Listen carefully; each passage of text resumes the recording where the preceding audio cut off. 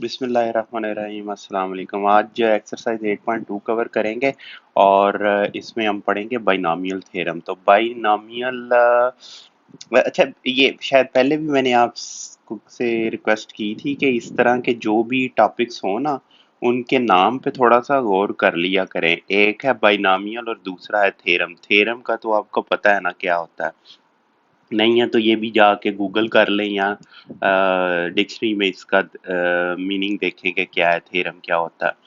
तो binomial means ये देखें, मैंने जाके डिक्शनरी में देखा है और ये आपके लिए मीनिंग निकाल के लाया हूं इसका। एन अलजेब्रिक यानी कि ये मैथमेटिक्स नाउन भी है और ये एडजेक्टिव भी है। नाउन के तौर पे मैथमेटिक्स लिखा हुआ है, इसका मतलब है कि ये मैथमेटिक्स में कोई खास टर्म है, टर्मिनोलॉजी है। तो वो कह रहा है कि एन अलजेब्रिक, और आपको बायोलॉजी और ग्रामर में भी शायद ये मिल जाए, an algebraic expression of the sum और डिफरेंस ऑफ टू टर्म्स। तो इससे क्या पता चला हमें, बाइनोमियल क्या होता है, दो टर्म्स का मजमुआ, ये बाइनोमियल होगा। ये बाइनोमियल होगा, ठीक है, ये बाइनोमियल है, ठीक है। जरूरी नहीं है एक्स और ये बीच में इन्वॉल्व हो, पी प्लस क्यू ये हो सकता है, ये बाइनोमियल है। सम और डिफरेंस ऑफ टू टर्म्स ये भी बाइनोमियल है, ठीक है। लेकिन इधर हम जनरल वेरिएबल्स की फॉर्म में इसको देखेंगे और consisting of two terms as adjective ये इस्तेमाल होता है। तो ये आप इस तरह देखा करें। ये मैं आपको पहले ही बता चुका हूँ कि मैं गूगल में गया, आपको दिखाता हूँ। यहाँ गूगल में गए, यहाँ लिखा डिफाइन बाइनोमियल, ये ले, ये मिल गई डेफिनेशन। और यहाँ से आप ये जो स्पीकर है आपको इसकी प्रोनाउंसिएशन भी मिल जाती है। मैं इसे प्रेस करता हूँ, अब पता नहीं रिकॉर्ड ये होती है कि नहीं क्योंकि हेडफोन लगा। Binomial. हाँ, Binomial. मुझे तो सुनाई दिया, अब पता नहीं ये रिकॉर्डिंग में आ रही है आवाज़ क्या नहीं। चलें खैर, तो आप खुद जाके सुन सकते हैं। तो ये इस तरह आप इसका मीनिंग देख सकते हैं। यहाँ इसके अलावा कोई और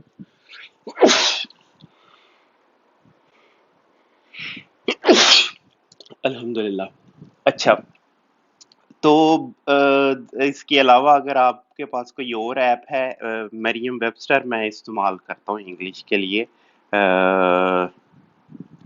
मरियम वेबस्टर, अब पता नहीं मरियम के वे स्पेलिंग क्या है।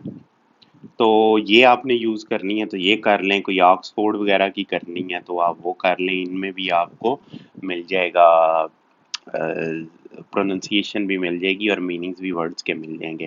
खैर, वो आप कोई भी करें। आजकल देखें थोड़ा आसान हो गया इंग्लिश, बल्कि बहुत आसान हो गया।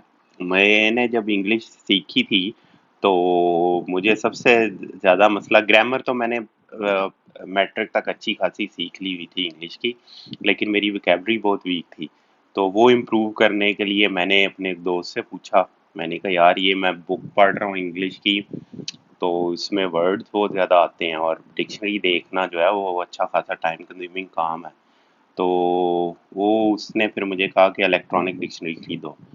तो मैंने पहले 1400 की खरीदी, वो भाई ने ला के दी मुझे। फिर मैंने जाके 5000 की एक डिक्शनरी खरीदी। लेकिन आज आपके पास स्मार्टफोन्स हैं, उनमें ये फ्री तकरीबन डिक्शनरीज आप अपने फ़ोन्स में कर सकते हैं। तो it's easier to learn English nowadays. YouTube पे जितनी मर्ज़ी आप वीडियोस देखें इंग्लिश से रिलेटेड, जबकि हमारे ज़माने में वो टीवी देखना पड़ता था इंग्लिश सुनने के लिए, या रेडियो सुनो। चलें खैर, an algebraic expression consisting of two terms such as, ये देखिए, a plus x, x minus 2y, ax plus b, etc is called a binomial or a binomial expression। और मैं आपके पास ना एक होनी चाहिए, अलहदा से आप एक कॉपी नोटबुक बनाएं, ठीक है, या नोटबुक बना लें, या मे बी आप अपने मोबाइल में जो नोट्स होते हैं या कोई ऐप अगर ऐसी है तो उसमें जाके आप ये जो भी वर्ड्स आते हैं वर्ड लिखें और उसके आगे उसका मीनिंग लिखें। मसलन आप इधर जाएंगे ना तो यहाँ से ही आप कॉपी पेस्ट भी इसको कर सकते हैं।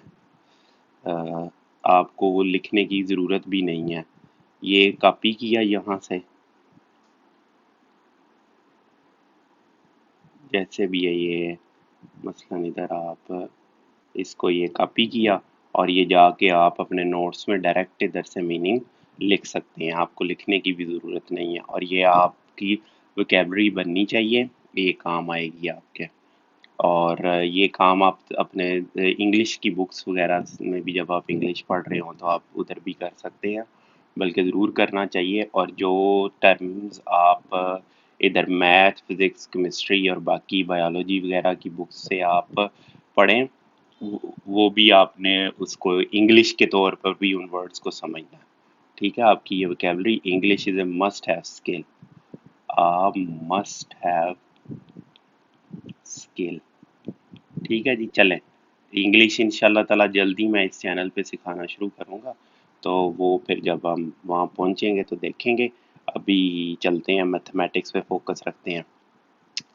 अच्छा, we know by actual multiplication, ये तो हम फार्मूला कब से देखते आए हैं कि ए प्लस एक्स स्क्वेयर ये होता है और ए प्लस एक्स क्यूब ये होता है। अब आप इसका हायर फार्मूला फाइंड आउट करना है तो ए प्लस फोर ए एक्स की पावर फोर और ए एक्स की पावर फाइव, आप इस तरह देखते जाएं। ये सारे फार्मूले, ये इसका जो भी आंसर आता है, उनको अगर आप ऑब्जर्व करते जाएं तो आप देखें कि कोई फिक्स पैटर्न बन रहा है कि नहीं।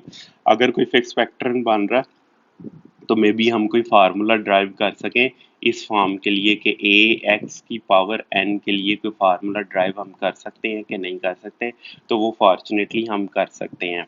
अब मल्टीप्लिकेशन के लिए मैं पहले आपको कितनी दफ़ा बता चुका हूँ कि ये जाएं माइक्रोसॉफ्ट मैथमेटिक्स, ठीक है, ये ऊपर आप वेबसाइट देख लें, ये माइक्रोसॉफ्ट मैथ सॉल्वर ऐप है, या ये वेबसाइट खुली हुई है, यहाँ पे गए, ये ऊपर वेरिएबल्स मैंने क्लिक किया, ये ब्रैकेट ए प्लस एक्स, आप ब्रैकेट बंद, अलजेब्रा में आए, पावर कितनी करनी है, चलें 4 करके देखते हैं।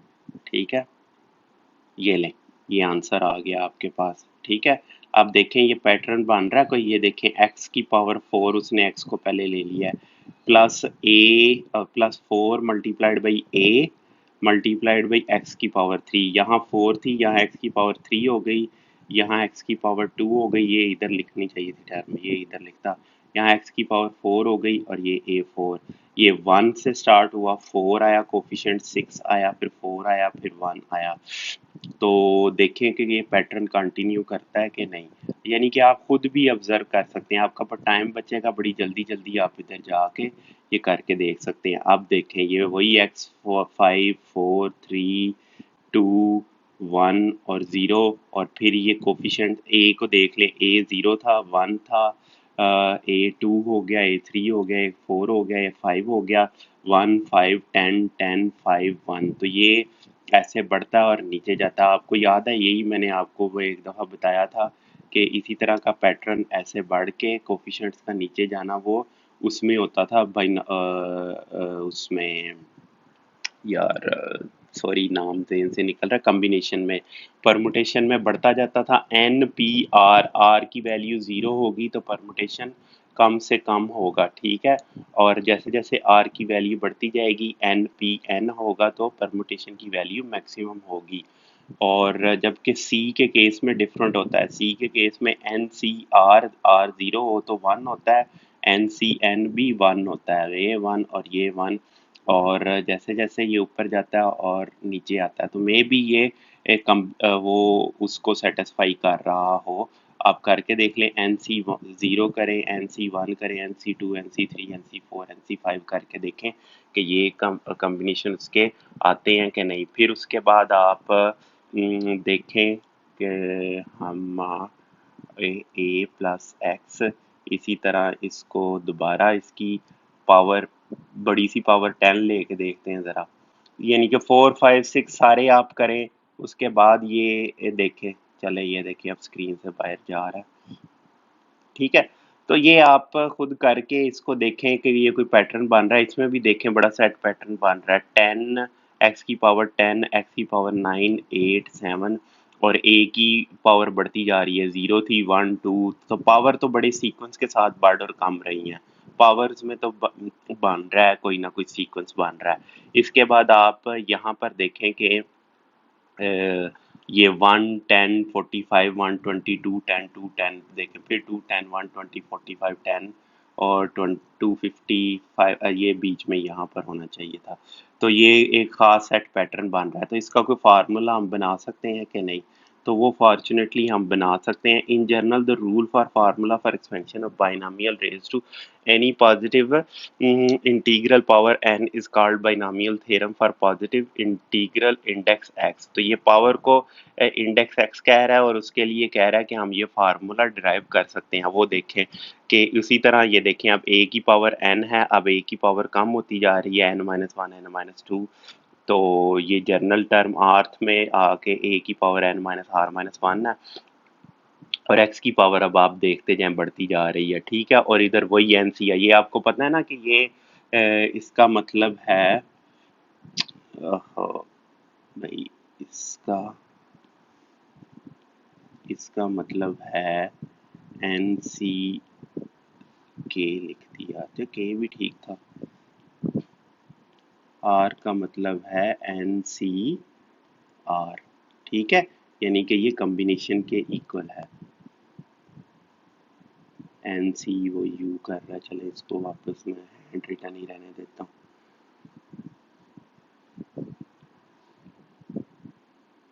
यहाँ इसको अगर के लिखें तो के में बदलता है ये। हाँ जी, ये देख लें। तो इसका मतलब है कि ये क्यों इसने ख़त्म कर दिया?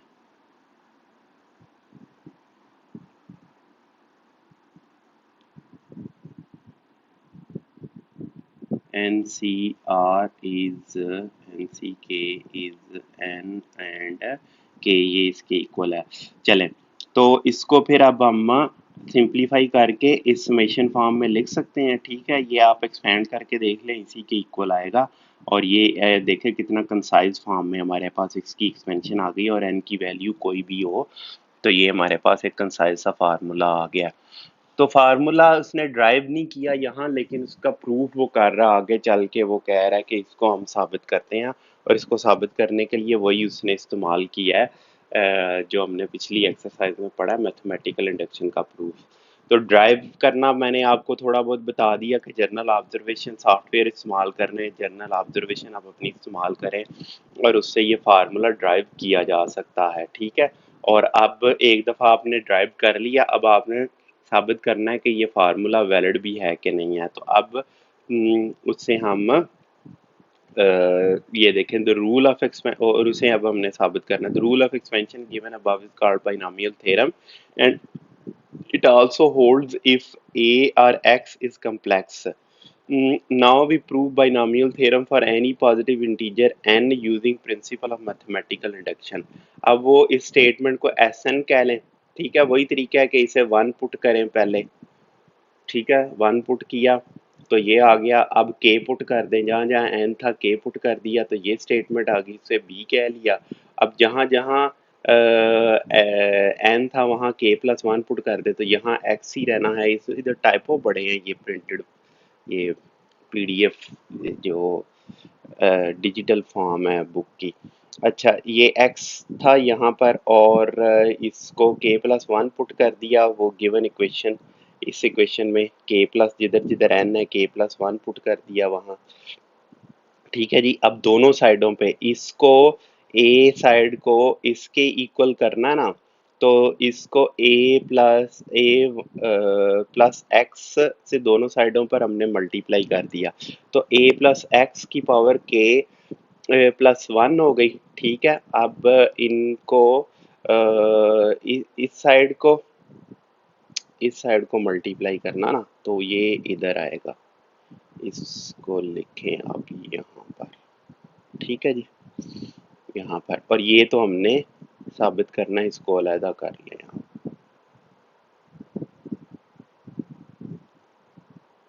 ये तो वो है जो इसको हमने इसके इक्वल करना, ठीक है। तो इसको a+x से हम मल्टीप्लाई करेंगे। अगर आपने पिछली एक्सरसाइज छोड़ी है तो जारी बात है ये आपको बिल्कुल भी समझ नहीं आ रही होगी, आपके बिल्कुल ही ऊपर से ये गुजर रहा होगा। तो और ये अगर आपको ये भी नहीं पता कि ये NC या NCR ये इस तरह भी लिखा जा सकता है, और आपने अगर 7th चैप्टर भी छोड़ा है तो वो भी ये भी बिल्कुल आपके ऊपर से गुजरेगा। अब देख लें जैसे जैसे हम आगे चल रहे हैं, FSC के मैथमेटिक्स में पार्ट 1 में ही पिछली चीज़ें इस्तेमाल होना शुरू हो गई हैं, ठीक है। अब आप सेकंड ईयर का मैथमेटिक्स पढ़ेंगे, उसमें काफ़ी ज़्यादा फर्स्ट ईयर का मैथमेटिक्स इस्तेमाल होगा। तो आप छोड़ नहीं सकते चीजें, एक छोड़ेंगे तो वो जाके आपको कहीं ना कहीं तंग जरूर करेगा। ये मैथमेटिक्स है, ये फिजिक्स में भी मसला होता है, ये फिजिक्स में भी ये भी इशू होता है कि एक टॉपिक छोड़ें तो दूसरा। लेकिन जितना इशू मैथमेटिक्स में ये होता है और किसी भी सब्जेक्ट में इतना इशू नहीं होता कि एक टॉपिक पूरे का पूरा दूसरे टॉपिक पे डिपेंड कर रहा होता है। ये इंग्लिश या उर्दू नहीं है कि जहाँ से मर्जी आप पढ़ना शुरू कर दें। तो ये आप a प्लस एक्स से दोनों साइडों को मल्टीप्लाई किया तो ये a प्लस एक्स, और फिर उसके बाद ये पूरी की पूरी टर्म लिखी उसने यहाँ। अब देखें क्या हो रहा है, अब देखें जब ये a मल्टीप्लाई होगा इसके साथ इसके साथ इसके साथ इसके साथ इसके साथ इसके साथ इसके साथ, फिर उसके बाद ये x मल्टीप्लाई होगा इसके साथ इसके साथ इसके साथ इसके साथ इसके साथ इसके साथ और इसके साथ, ठीक है। तो कहने का मकसद है पहले हम जब a को मल्टीप्लाई करेंगे तो a ये मल्टीप्लाइड बाई ये टर्म क्या होगी, ठीक है, वो ये होगी कि के कोफिशिएंट्स तो वैसे ही आ जाएंगे और ए के प्लस 1 आ जाएगा। तो ये देखें ये वाली टर्म आ गई, ठीक है। या इसको आप उठा के यहाँ ले आए,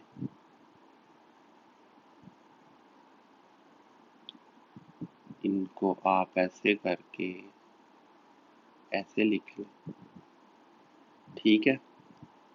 और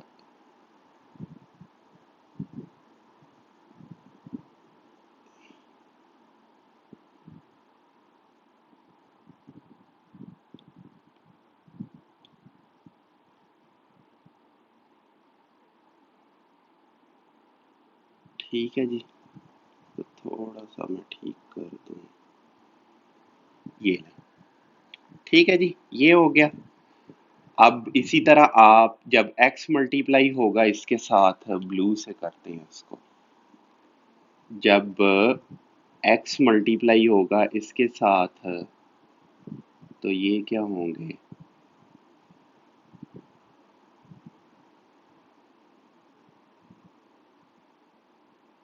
x multiplied by k 0 a की पावर k, और ये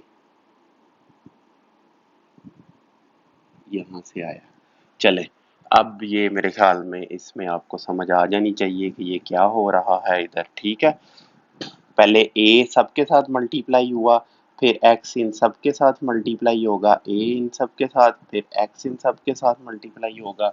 और उसमें मैंने आपको पहली पहली टर्म एक्सप्लेन कर दी है कि जब a इसके साथ मल्टीप्लाई हो रहा है तो कोफिशिएंट्स तो वही रहेंगे, सिर्फ पावर चेंज होगी। a की पावर k प्लस 1 हो जाएगा, k ओवर 0 a की पावर k प्लस 1, और फिर उसके बाद ये x इससे मल्टीप्लाई होगा तो इसके साथ x आ जाएगा, यानी कि इसको ऐसे लिख सकते हैं फिर k की पावर 0 a की पावर k और x मल्टीप्लाइड बाई x, ये लिख सकते हैं आप इधर, ठीक है। उसके बाद k 0 a की पावर k प्लस 1 k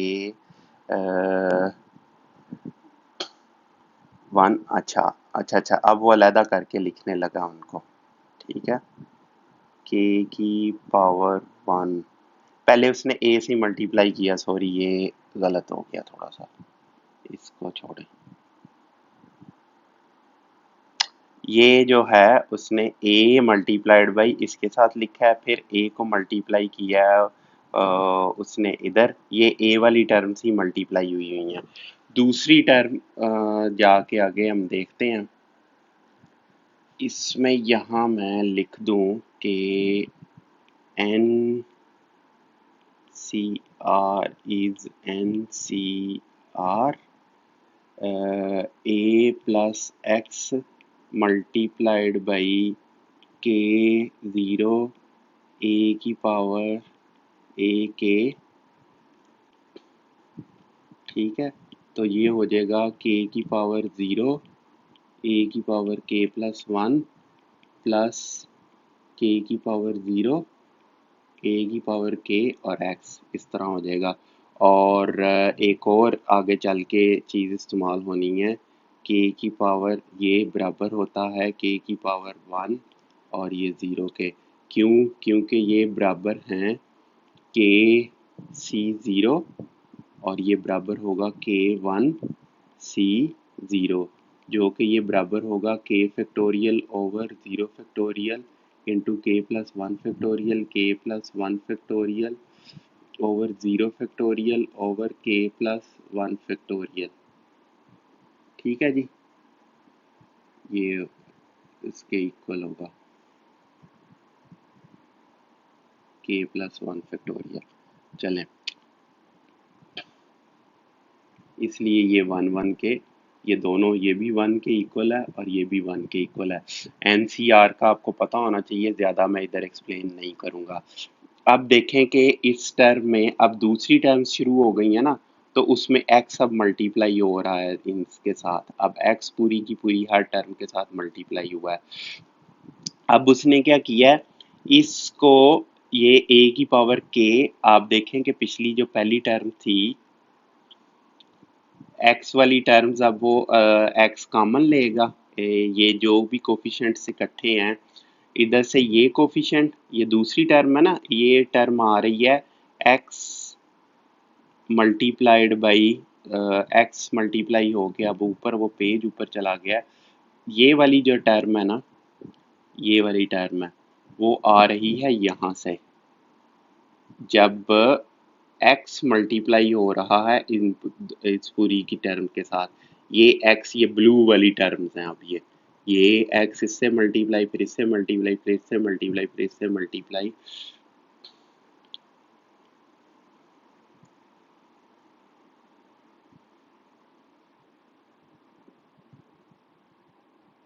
ये आना है K0 AK इंटू एक्स,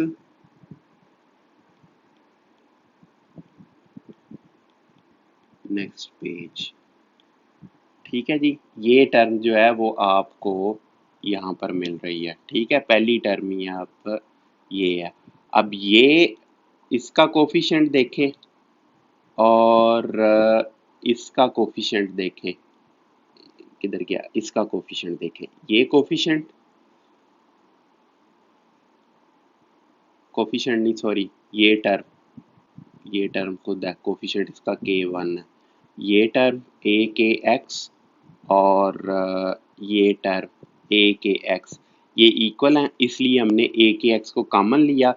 इसके साथ कोई भी और टर्म ऐसी नहीं है जिसका A के 1 हो, तो वो A के 1 कॉमन नहीं आ सकता, ये अलहदा टर्म होगी। लेकिन ये दो टर्म में A के x कॉमन था, उनको लिखा तो उनको ऐसे लिखा जा सकता है। ठीक है, अब इसी तरह बाकी टर्म्स में से A के -1 एक्स स्क्वायर कॉमन लिया, तो ये दो कोफिशिएंट्स आ गए। इस तरह ये आप लिख के ये लिख सकते हैं, और इसका कोई और इसके साथ टर्म नहीं मिलती थी, तो ये अकेली लिखी गई, ये अकेली लिखी गई, बाकी इस तरह टर्म्स लिखी गई। अब ये आपको याद होगा कि ये फार्मूला होता था। ठीक है जी, अगर आपको नहीं याद तो मैं जाके पीछे से आप देख लें 7th चैप्टर में कि n+1 C, किधर गया, R NCR plus NCR -1 is equal to n+1 CR।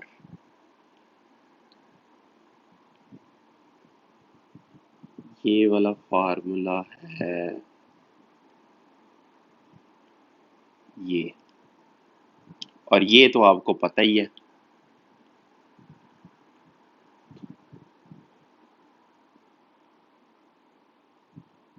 कि K0 अभी मैंने ऊपर बताया ये आपको, K+1 0 ये बराबर है n नहीं, अब K इस्तेमाल हो रहा है तो K ही हम करेंगे, KC0 और K+1C0, और ये अभी ऊपर यहाँ पर मैंने आपको एक्सप्लेन कर दिया ये फार्मूला, ठीक है। और अब इसको मज़ीद मुझे एक्सप्लेन करने की ज़रूरत नहीं है, ठीक है जी। अब इनको ये फार्मूला इस्तेमाल करके इसको तो वैसे ही लिख लेंगे, ठीक है, और बल्कि K+1 की फॉर्म में लिख लेंगे क्योंकि कोफिशिएंट इधर ये K+1 है, तो इसे K+1C0 लिखा जा सकता है। और इसके ऊपर ये फार्मूला इस्तेमाल करके K+1 1, और ये अगर आप पूरी टर्म इस तरह लिख लें तो आपको ये पता होगा कि ये जाके C के इक्वल हो गया, और ये फिर हमारा मैथमेटिकल इंडक्शन से ये प्रूफ हो गया कि ये जो हमने बाइनोमियल थ्योरम ड्राइव किया वो ट्रू है, ठीक है जी।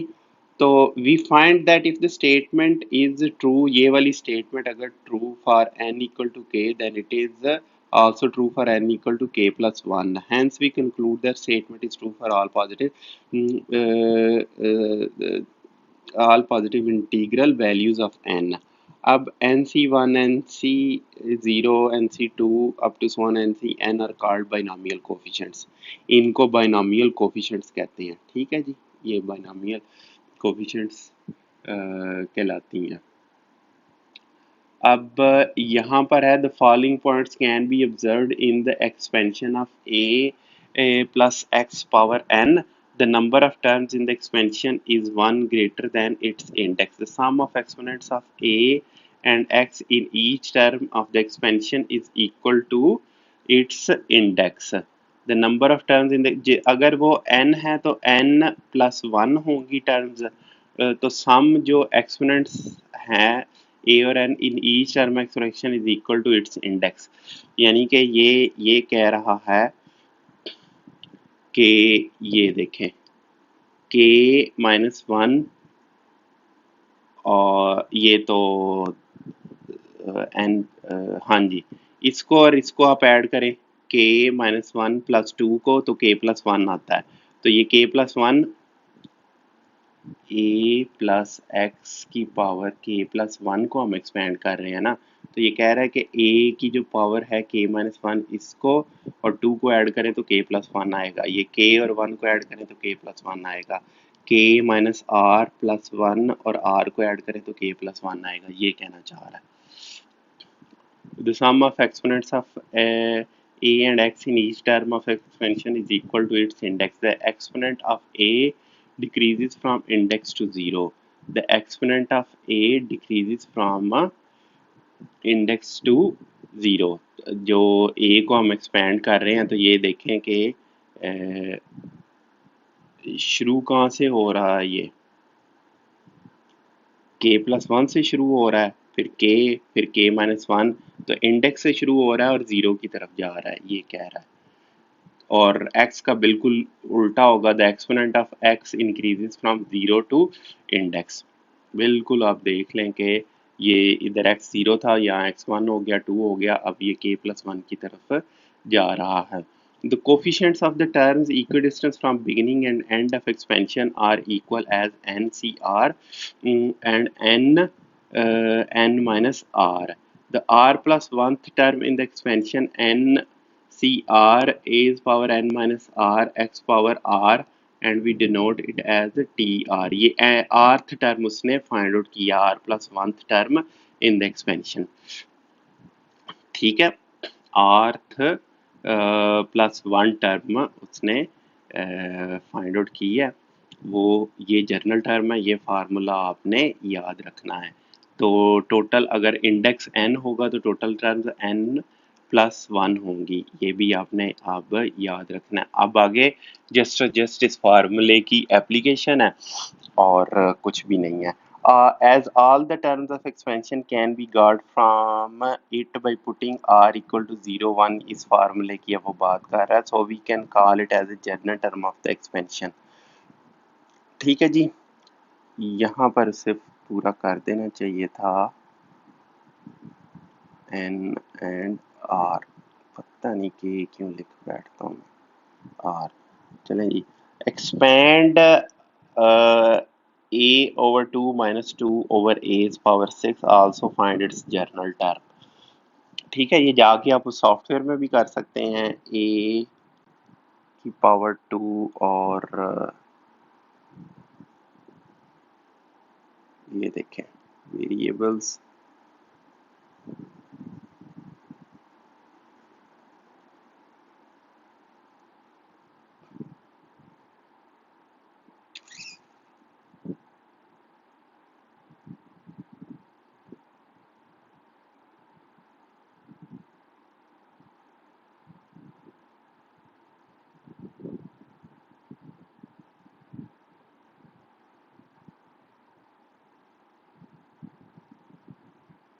सिक्स है। ठीक है जी, चलें ये आप इससे चेक कर सकते हैं, जबकि आपको फार्मूला भी आना चाहिए। ठीक है जी, अब ये जस्ट उसकी एप्लीकेशन है। इसमें आप देखें कि अगर जनरल टर्म इसको देखी जाए, ए plus are N R A की पावर ना ए की पावर एन माइनस आर और दूसरा क्या था, एक्स वाली है तो आर हो जाएगी। ठीक है जी, अब T1 क्या होगी, ये ए है, n6 है, 0, ए क्या है, ए ओवर 2 n6 माइनस 0 और एक्स की पावर 0। चलें ये टर्म आ गई, ये टर्म इसके इक्वल होगी।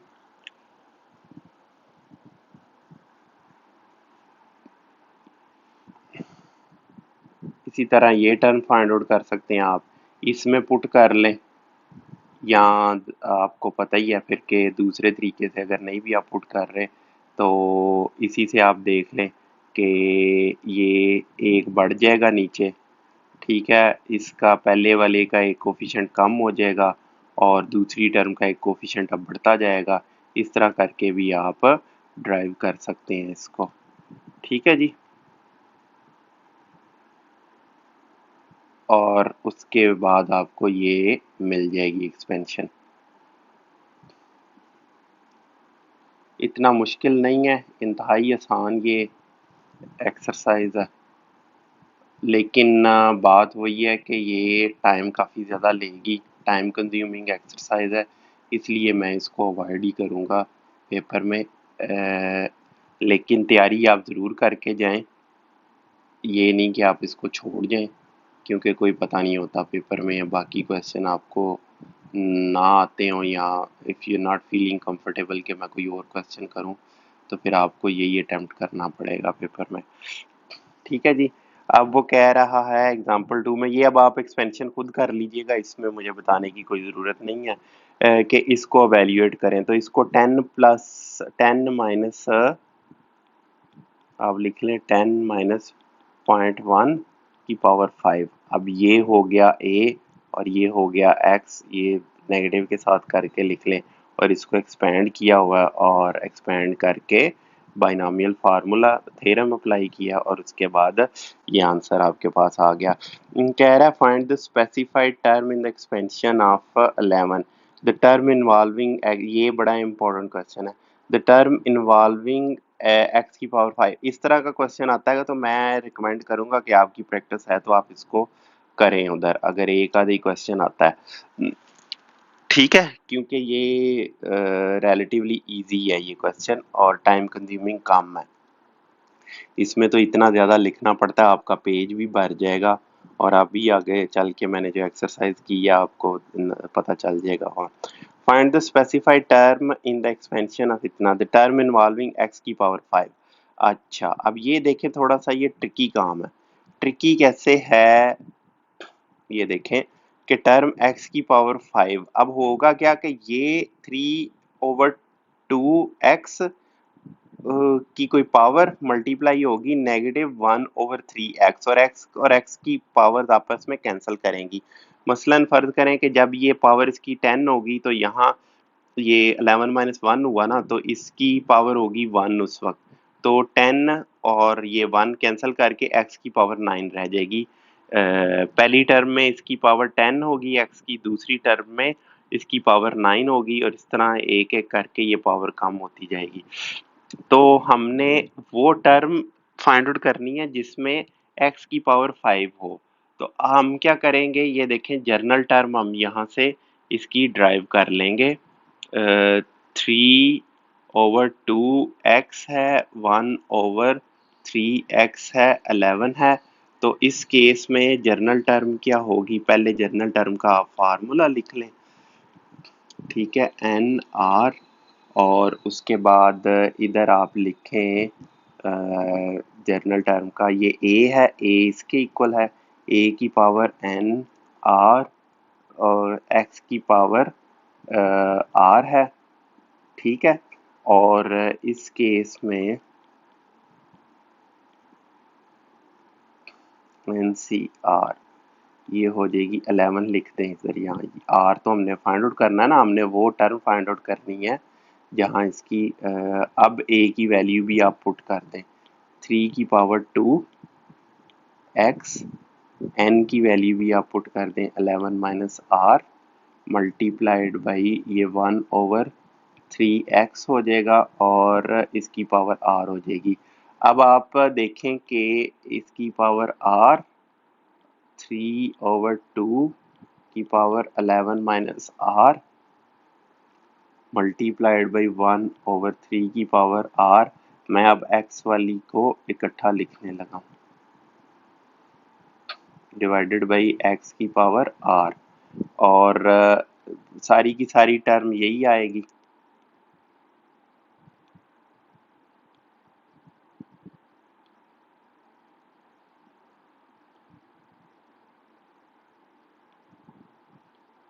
बस ये जब होगा तो ये x की पावर 11 माइनस r, और ये 11 माइनस x की पावर क्या हो जाएगी, 11 माइनस 2r हो जाएगी। अब इसको हमने 5 के इक्वल करना है, हमने देखना है कि ये 5 के इक्वल कब होगी। तो 11 minus 2r is equal to 5 shows that 2r is 11 minus 5 is 6 shows that r is 3। जब r 3 के इक्वल होगा तो ये 5 के इक्वल हो जाएगी। ये देखें, उसने r 3 के इक्वल फाइंड आउट किया है। ठीक है जी, तो इस तरह आपने ये अच्छा, r जब क्या था, 3 के इक्वल था, r 3 के इक्वल है तो t ये क्या हो जाएगा, t 3 प्लस 1, तो 3 4 हो जाएगा। ये एंड पे जाके लिखेंगे जब r की वैल्यू आ जाएगी। यहाँ से आप करें, चलें और यहाँ पर लिखें, तो यहाँ से t 3 प्लस 1 और t, तो चौथी टर्म है जिसमें x की पावर 5 होगी। ये ले, ये देखें, अब वो क्या कह रहा है, फिफ्थ टर्म हमने फाइंड आउट करनी है। वो कह रहा है फिफ्थ टर्म फाइंड आउट करो। फिफ्थ टर्म के लिए r क्या होगा, 4 होगा। तो इसमें आप पुट करें r4 और फार्मूले में पुट कर दें, आपको वैल्यू मिल जाएगी। ठीक है जी। अब six term from the and term will be, ये बड़ा थोड़ा सा ट्रिकी क्वेश्चन है। ये देखें आप, वो कह रहा है six term from the and हमने देखनी है। टोटल टर्म्स कितनी है, 1 2 3 अप टू सो ऑन 11। तो सिक्स टर्म फ्रॉम एंड कौन सी है, अच्छा, x की पावर 11 तक जा, ओहो, टोटल 12 टर्म है। तो सिक्स टर्म फ्रॉम एंड क्या है, 11, 10, 9, 8, 7, 6।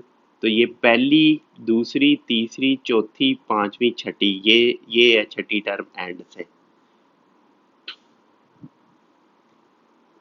Six terms before it will be 6 plus 1th 7th term of the expansion. ठीक है, ये आपने याद रखना है। अगर आपको ये याद ना रहे या मसला हो जाए, तो जिस तरह मैंने इधर ये करके किया है, तो वो आपने करके देख लेना है। ये इंडेक्स इसमें एक ये बड़ा इम्पोर्टेंट है। एक तो आपने ये याद रखना है कि टर्म्स जो हैं वो डबल उससे एक ज़्यादा होंगी, जो भी इंडेक्स होगा उससे एक ज़्यादा होंगी। और इस तरह आपने काउंट कर लेना सिक्स टर्म क्या है। ठीक है, 12 माइनस सिक्स करके सिक्स नहीं कर लेना। ठीक है, ये देखिए सिक्स्थ टर्म थी। 12, 11, एक, दो, तीन, चार, पाँच और ये छः, ये सातवीं टर्म होगी, ये seventh term of the expansion है। ठीक है, ये आप गलती कर सकते हैं, ये आपने गलती नहीं करनी। ये देखें, इसने जैसे किया थोड़ा सा confusing. The six term from the and will have 11 plus 1 minus 6, 6 terms before it will be 6 plus 1th term, the 7th term of the expansion. ठीक है, तो T7 अब वो फाइंड आउट कर रहा है। T7 फाइंड आउट की, जैसे भी की चले फार्मूले में रख के, तो फाइंड आउट उसने कर ली। यहाँ पे मैं फार्मूला नीचे मैंने लिख दिया, और यही फार्मूला हम ऊपर लिख देते हैं उस क्वेश्चन में।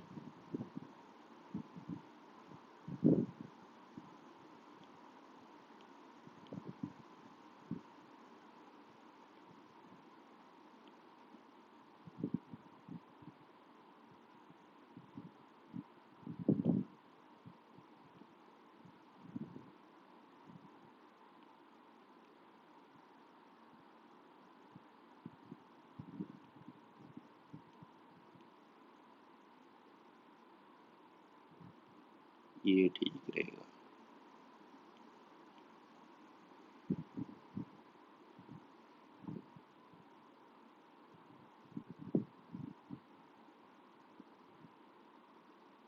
चलें जी, ठीक है। अब वो पूछ रहा था कोफिशिएंट इसका क्या होगा। तो coefficient of term involving x minus one, तो जब आप एक्सपैंड करेंगे तो x माइनस वन आप देख लें कि कोफिशिएंट क्या है, वो आप लिख लें। अगर नहीं समझ आ रहा कि x माइनस वन, तो बिल्कुल उसी तरह यहाँ पर आप माइनस वन के इक्वल पुट कर दें इसको। ठीक है, ये फिफ्थ टर्म हम फाइंड आउट कर रहे थे ना, कोफिशिएंट हम फाइंड आउट कर रहे थे कि x का जब 5 के इक्वल आएगा, तो 11 माइनस टू आर को आप माइनस वन के इक्वल पुट कर दें, तो ये हो जाएगा 11 plus two r. It means के आर इज 6 इस केस में। तो आर जब आप इस केस में 6 पुट कर दें, और एन 12 है, 12 6 एज पावर 6 माइनस 12 माइनस 6, और x की पावर 6 हो जाएगी। तो ये और ये कैंसिल, x नहीं होगा। जब ये कॉमन टर्म तो तब है ना जब a प्लस एक्स को हम एक्सपेंड कर रहे हैं। तो इस केस में 3/2x है a, और x जो है वो -1/3x है।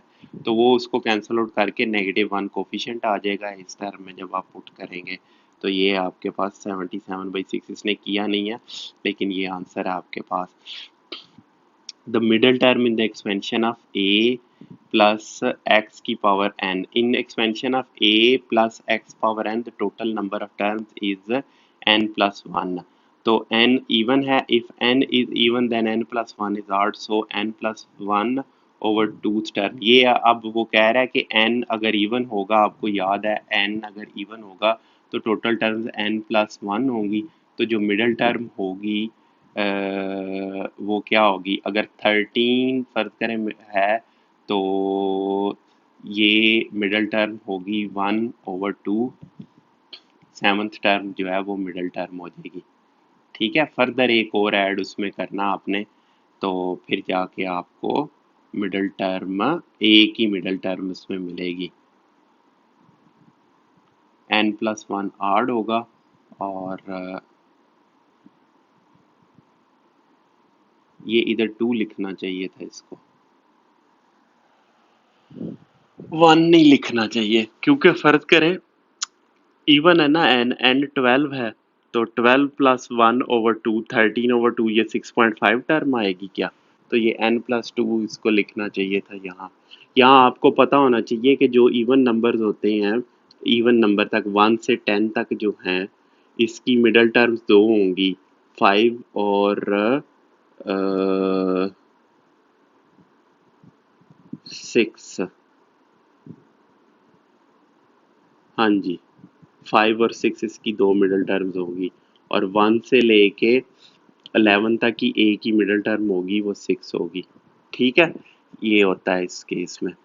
अब ये अगर आड है तो अब ये दो दो टर्म्स होंगी middle terms, n+1/2 n+3/2।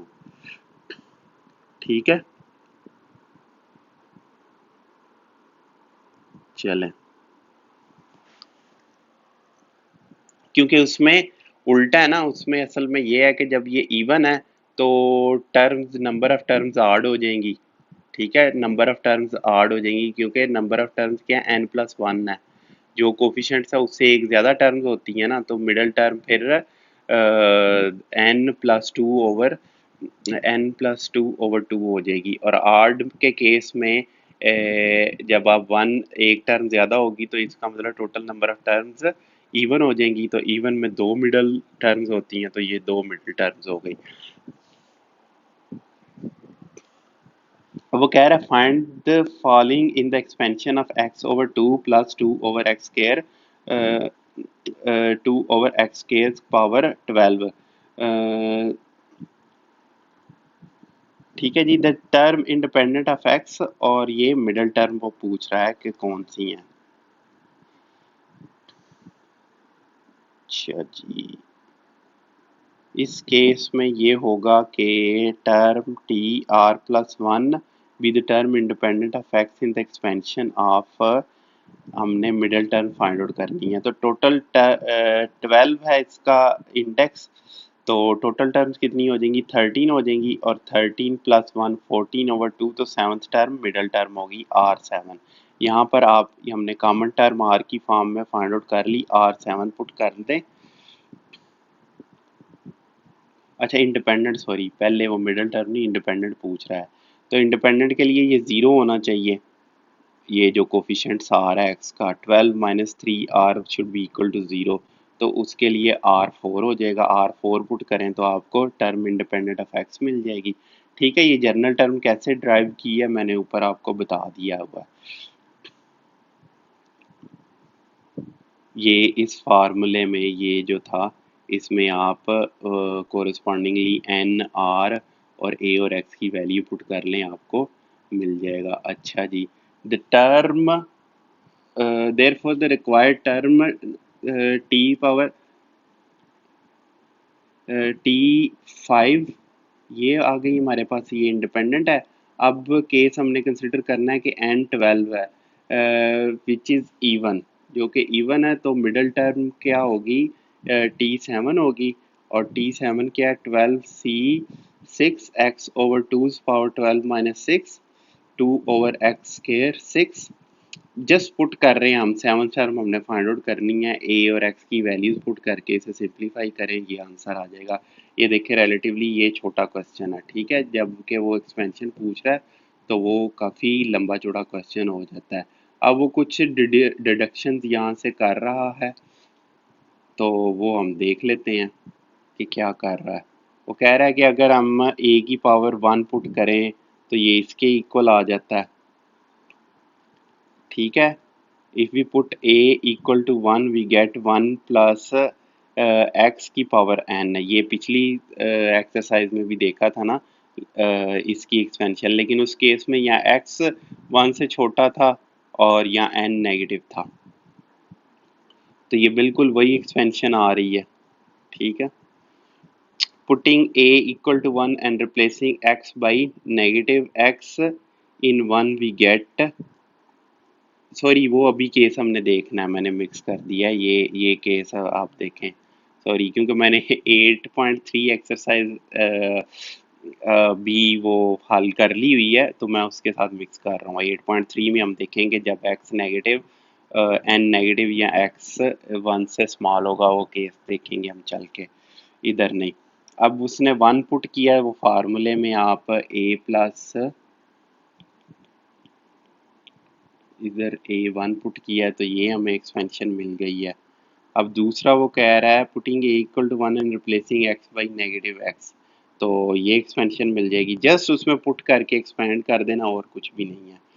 We can find the sum of the binomial coefficients by putting a equal to 1 and x equal to 1 in 1.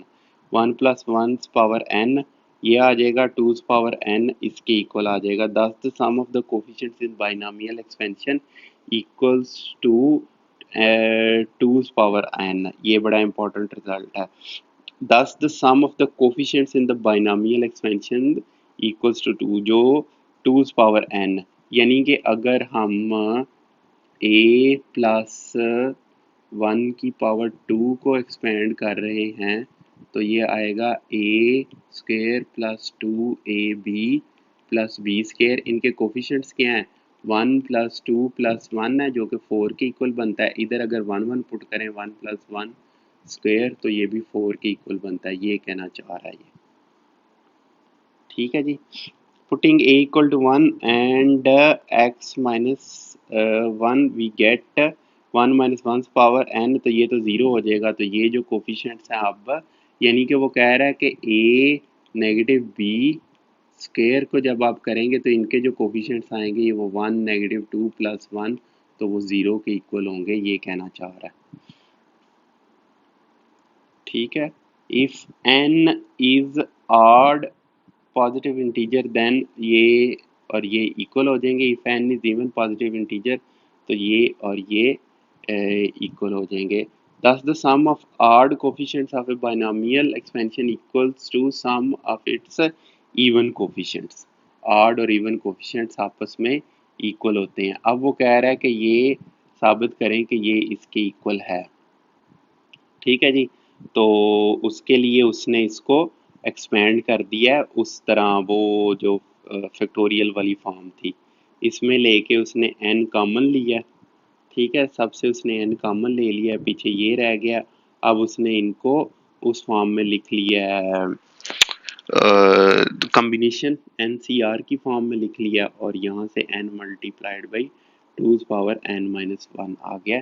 ये प्रूफ आ सकता है, और आए तो आपको करना चाहिए पेपर में, ठीक है, कोई मुश्किल नहीं है। NCR वाली टर्म्स एक्सपेंड कर दी, n कॉमन ले लिया, उनको फिर NCR की फॉर्म में लिख दिया, और ये क्योंकि ऊपर वाले फार्मूले से हमें पता है कि ये 2's पावर n माइनस 1 है, तो ये हमने इधर लिख दिया, ठीक है।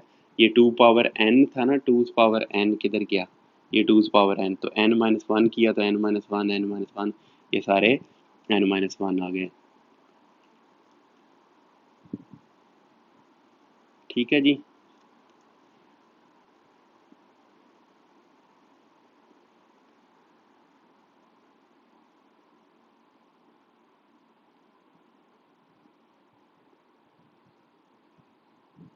नीचे नोट्स मौजूद हैं इसके, आप लेक्चर के नीचे नोट्स देख लें। ये फेसबुक है, वहाँ पर अपलोड होता है, ये यूट्यूब चैनल का नाम है, और ये वहाँ पर भी मैं बताता रहता हूँ। ये इतना एक्टिव नहीं है, लेकिन आगे चल के इसको भी इंशाल्लाह ताला एक्टिव कर देंगे। ट्विटर इतना एक्टिव नहीं है अभी। ये यहाँ पर मैं जो भी अपलोड करता हूँ लेक्चर, उसका मैं यहाँ पर भी बता देता हूँ, फ़ोटो अपलोड करके कि कौन सा लेक्चर अपलोड हो गया, ठीक है जी।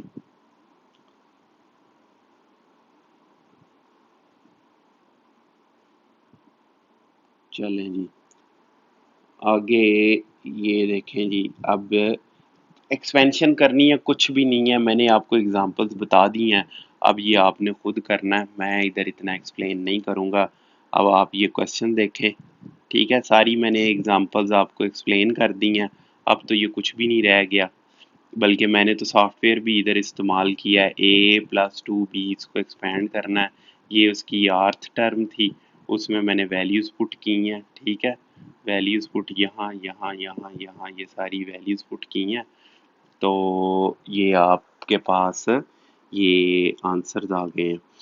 ठीक है, वेरीफाई ये जाके आप वहाँ से कर भी सकते हैं। मैंने आपको यहाँ बताया भी है कि ये कैसे यहाँ पर आके वेरीफाई करना है। ठीक है, अच्छा जी, अब मैं इधर एक्सप्लेन नहीं करूँगा इनको, आपके सामने है। इसकी एक्सपेंशन ये है, सिर्फ मैं ये इधर दिखा रहा हूँ कि अगर कोई यूट्यूब से चैनल से देखना चाह रहा है इसका सोल्यूशन, तो उसके सामने ये सोल्यूशन हो।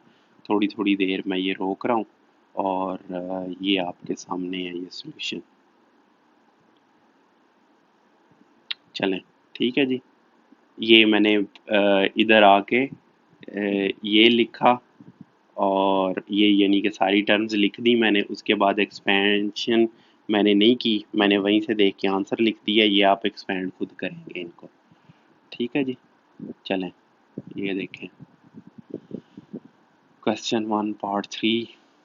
इसको एक्सपेंड किया, मैंने लिख भी दिया कि मैंने ये यूज़ करके एक्सपेंड किया। यहाँ पर आप इसके स्टेप्स पूरे करें खुद ही। फिर ये क्वेश्चन है,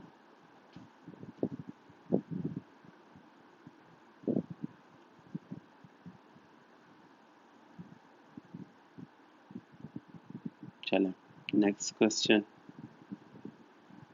यहाँ मैंने फिल भी नहीं की टर्म्स, कॉमन टर्म लिखी है। यहाँ पर आर की वैल्यू आप पुट करते जाएं, आपको टर्म्स मिल जाएंगी। 3 टर्म्स लिखी हैं, उसके बाद मैंने ये स्किप की हैं टर्म्स। और ये क्योंकि टोटल 9 बननी थी, 1 2 3 और 4 लिखी हैं। 5 टर्म्स आप बीच में लिख लेंगे। ये देखा है आप कितना ले रहा है ये। इसको मैं अगर छोटा भी करूँ तो फिर भी ये देखें काफ़ी अच्छा खासा ये साइज़ ले रहा है।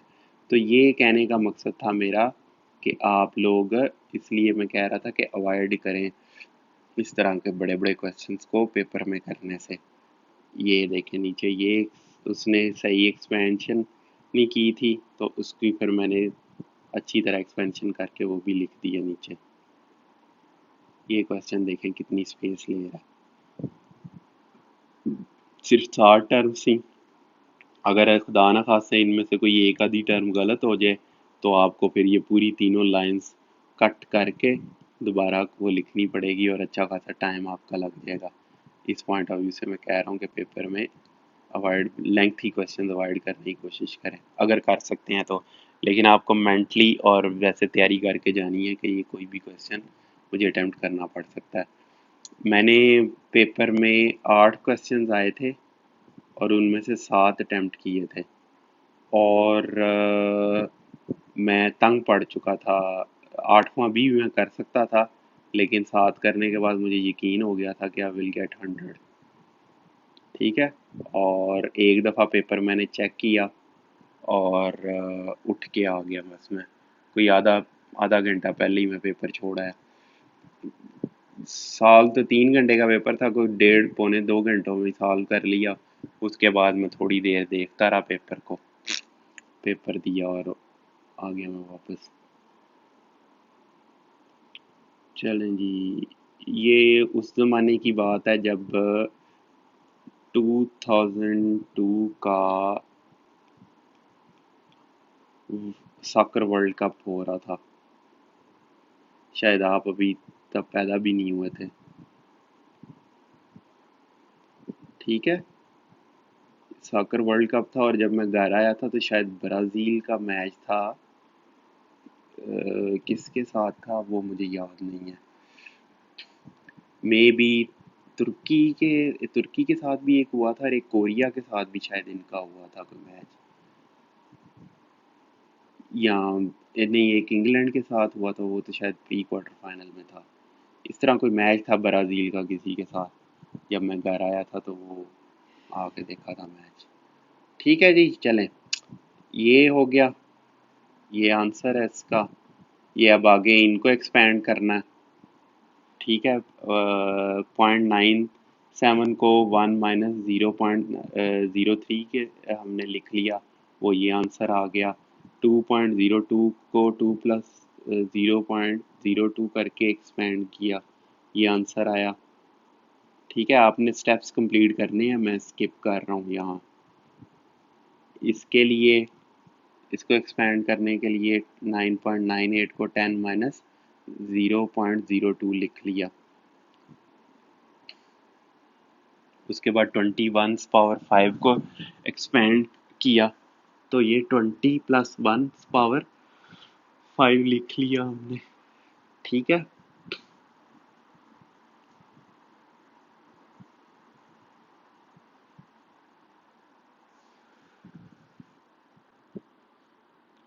इसके बाद ये a+2 पावर√2x प्लस इनको एक्सपेंड किया। ये क्वेश्चन क्या है, मैं क्वेश्चन पढ़ लूँ।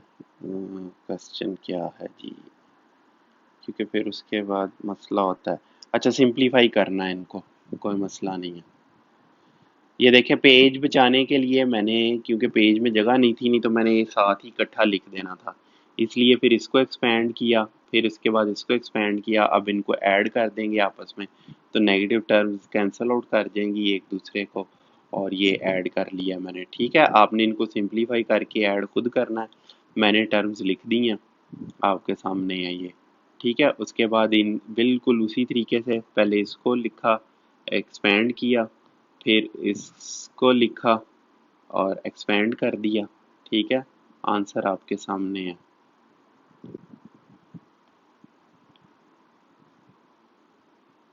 ठीक है जी, अब इसको, ये आयोटा है बीच में।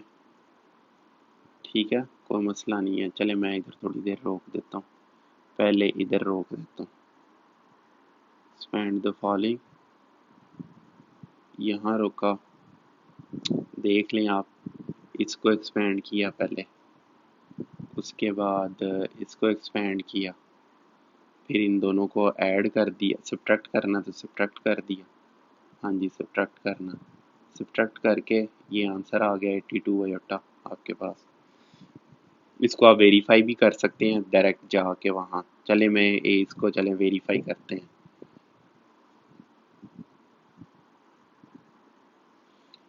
टर्म क्या थी, 2 + आयोटा और 2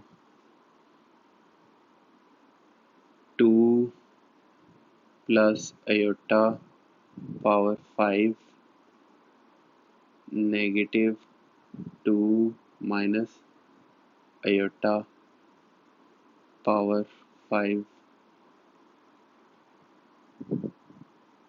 ये लें 82, उसने स्टेप्स भी शो किए हुए हैं यहाँ, ये लें जी।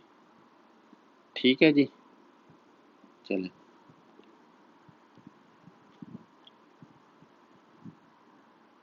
ये है, इसको एक्सपेंड कर लें आप, अलग-अलग एक्सपेंड किया। ठीक है जी, 3 था ना, तो 4 टर्म्स हैं। अब सब्ट्रैक्ट किया। ठीक है, सब्ट्रैक्ट 2 from 1, इसको इससे सब्ट्रैक्ट, ये तो ऐड का आ रहा है, तो क्वेश्चन में देख के आऊँ मैं। हाँ, प्लस करना था।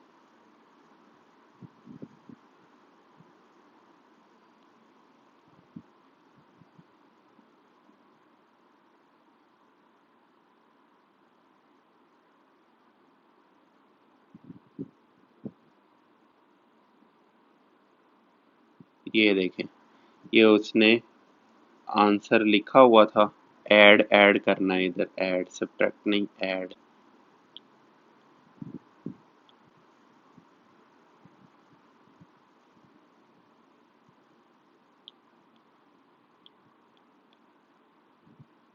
ऐड करना है इनको। तो ये जब किया मैंने उससे, तो उसने सारे के सारे स्टेप्स शो कर दिए, तो वो मैंने इधर लिख लिए। ठीक है, माइक्रोसॉफ्ट मैथ एप्लीकेशन से, मैथ सॉल्वर से, और ये आंसर आ गया आपके पास। ठीक है जी, अब क्वेश्चन 4 में करना क्या, एक्सपेंड ही करना, देखा हूँ पीछे से। Expand the following in descending order, ascending और डिसेंडिंग ऑर्डर में, असेंडिंग और डिसेंडिंग ऑर्डर में।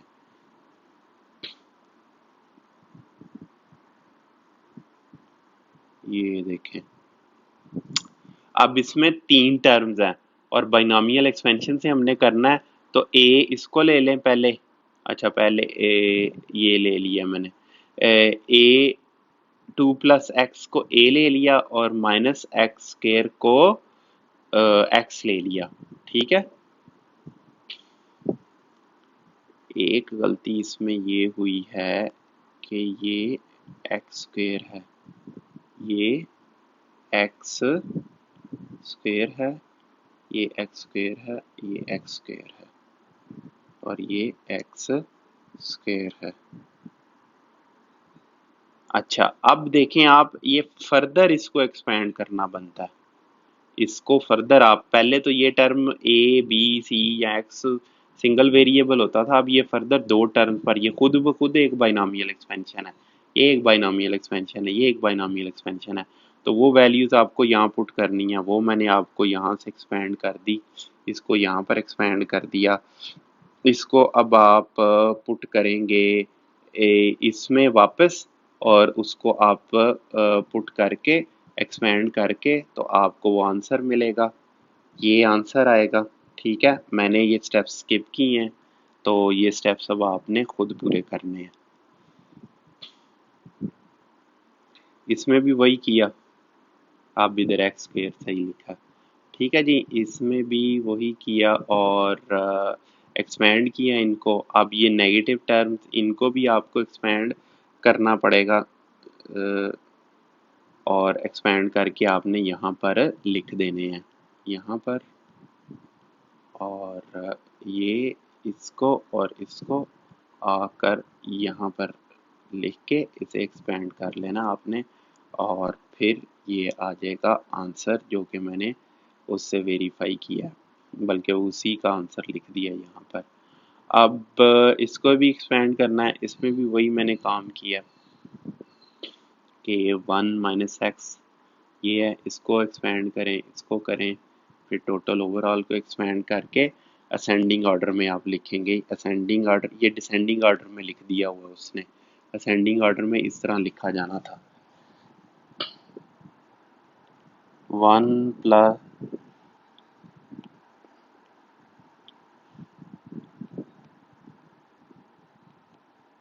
+ 2x² + 8x³ - 5x4 8x5। मेरा इस तरफ ध्यान नहीं गया, नहीं तो मैं इसी तरह लिख देता आप लोगों को।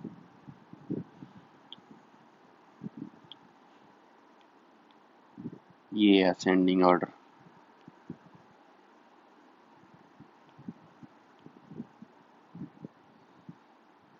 हाँ,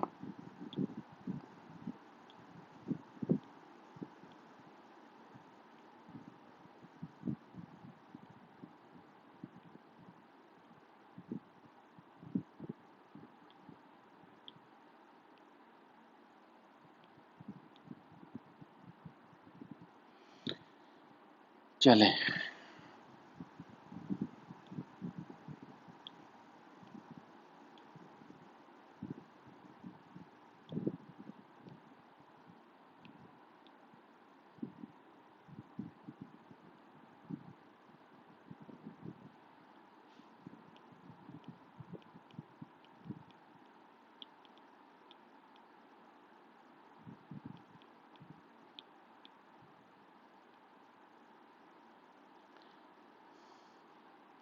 अब ये डिसेंडिंग ऑर्डर में वो पूछ रहा है, असेंडिंग मीन्स के बढ़ता जा रहा है, बढ़ता जा रहा है, तो x की पावर आप देखें बढ़ती जा रही है, यहाँ तक आ गई है।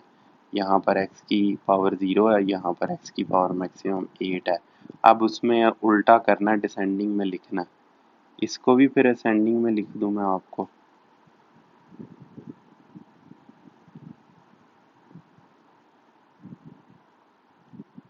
1 - 4 + 10x² - x³ + 19x⁴ -6 की पावर 5 की पावर 6 -4x7 + x की पावर 8।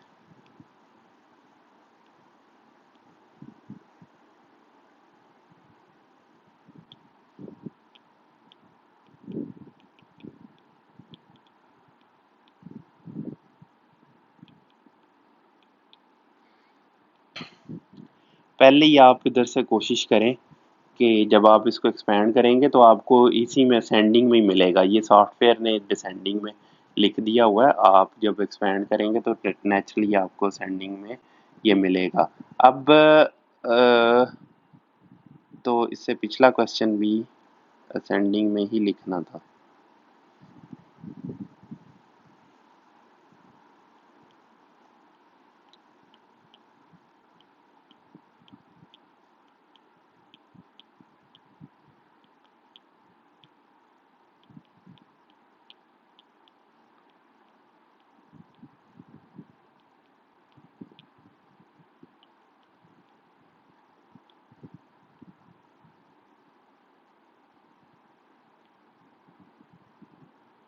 चलें,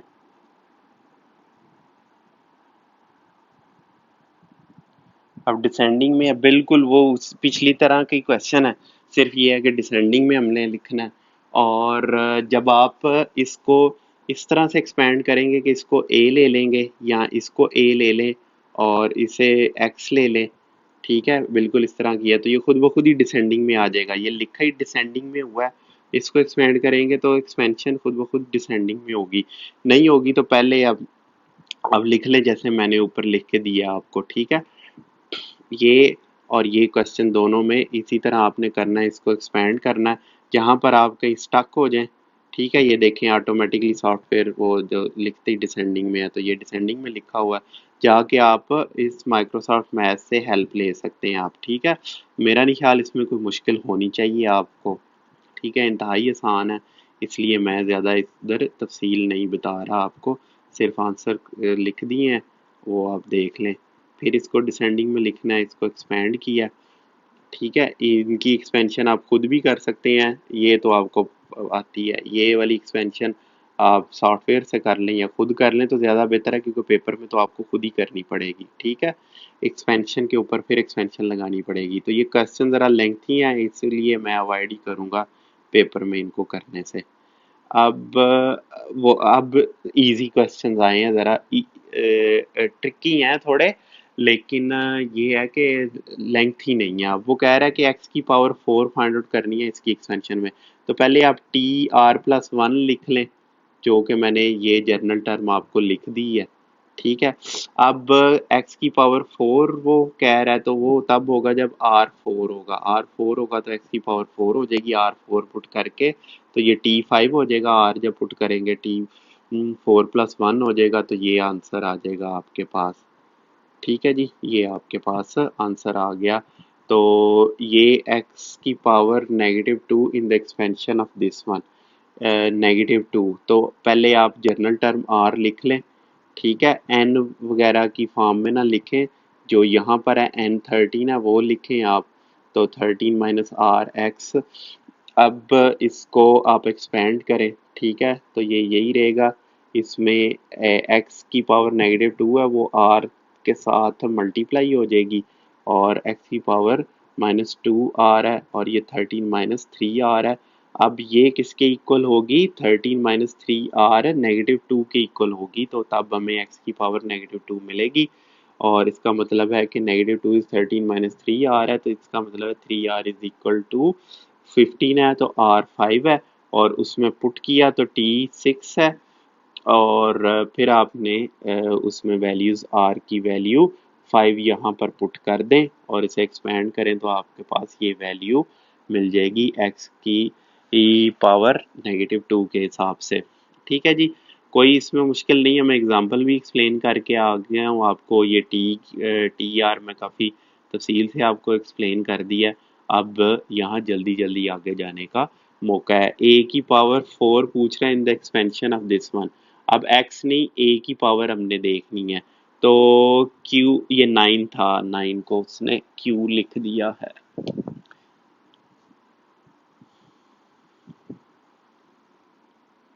9, 9r और 2/x 9r और माइनस a की पावर r।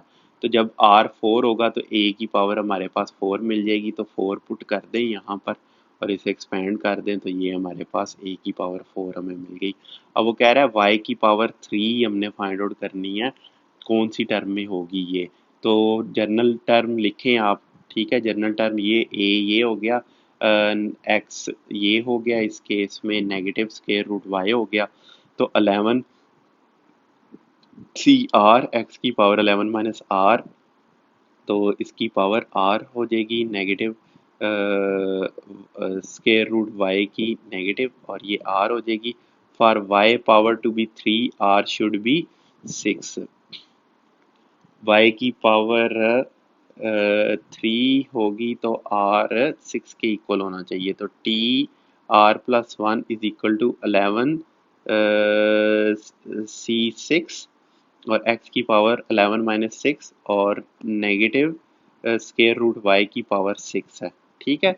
ये जब आप देखें ना, ये y की पावर हाफ है ना, स्क्वायर रूट का मतलब है y की पावर हाफ, और इसकी पावर r, इसको हमने किसके इक्वल करना है, 3 के इक्वल, तो इसकी पावर हो गई r ओवर 2, इसको 3 के इक्वल करना है, तो r किसके इक्वल हुआ, 6 के इक्वल। तो जब r 6 के इक्वल होगा, इसमें पुट कर दें, तो ये नेगेटिव जो है पॉजिटिव हो जाएगा, क्योंकि इसकी पावर 6 है, और ये y की पावर 3 हो जाएगी, और बाकी आपके सामने है क्वेश्चन, ठीक है। सिमिलरली यहाँ हमने x की पावर 5 इस एक्सपेंशन में फाइंड आउट करनी है। अब इस केस में दोनों टर्म्स में x मौजूद है, तो आपको टोटल x की वैल्यू, x की पावर फाइंड आउट करनी पड़ेगी।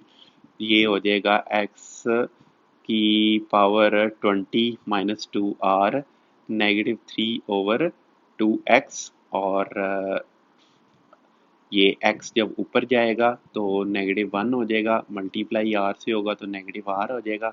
ये जाके जब इसमें होगा ऐड, तो x की power 20 minus 2r minus r, तो ये x की पावर 20 माइनस 3r होगा, इसको 5 के इक्वल होना चाहिए, ठीक है। तो इसको 5 के इक्वल पुट करके r 5 लिया, और 5 यहाँ पर पुट किया, ठीक है, या यहाँ पर पुट करके, तो ये 66 आएगा हमारे पास, ये हमारे पास एक्सपेंशन आ गई, ठीक है जी। क्वेश्चंस अभी रहते हैं, और बैटरी जो है कम हो गई है, तो कोई मसला नहीं, मैं इसको ज़रा चार्जिंग पे लगा लूँ, तो फिर कंटिन्यू करते हैं हम अपना लेक्चर।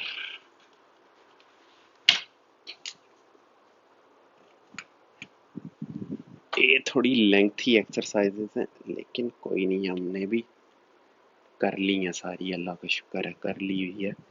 अच्छा जी, एक्स एन है, बस इस केस में एक्सपेंशन में उसकी पावर 2n है, तो यहाँ जहाँ n होता था 2n r आ जाएगा, एक्स स्केयर की पावर 2n माइनस r, और नेगेटिव 1 ओवर एक्स की पावर r हो जाएगी। इनको कंबाइन कर दें, पहले कंबाइन करने से पहले ये नेगेटिव 1 इसमें से निकालें, क्योंकि x is equal to negative 1 x की power r is equal to x की power r into negative r into ये नेगेटिव r है, ठीक है।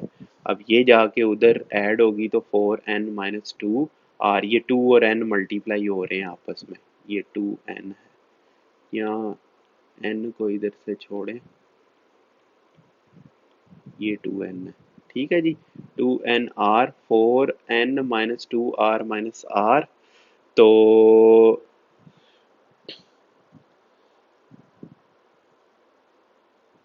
अच्छा, तो 4n minus 2r minus r, ये 4n minus 3r is equal to n, n के इक्वल आया, तो t ये पुट करेंगे जब इसमें, तो r की जगह n आ जाएगा, t n प्लस 1, इसको जब आप एक्सपेंड करेंगे, कर हम ये रहे थे कि x की पावर n हमने फाइंड आउट करनी है ना, तो इसको n के इक्वल होना चाहिए, तो 4n minus 2r minus r जो था 4n minus 3r should be equal to n, तो जब r n के इक्वल हो जाएगा, तो ये 4n माइनस 3n n के इक्वल हो जाएगा, तो r n के इक्वल है।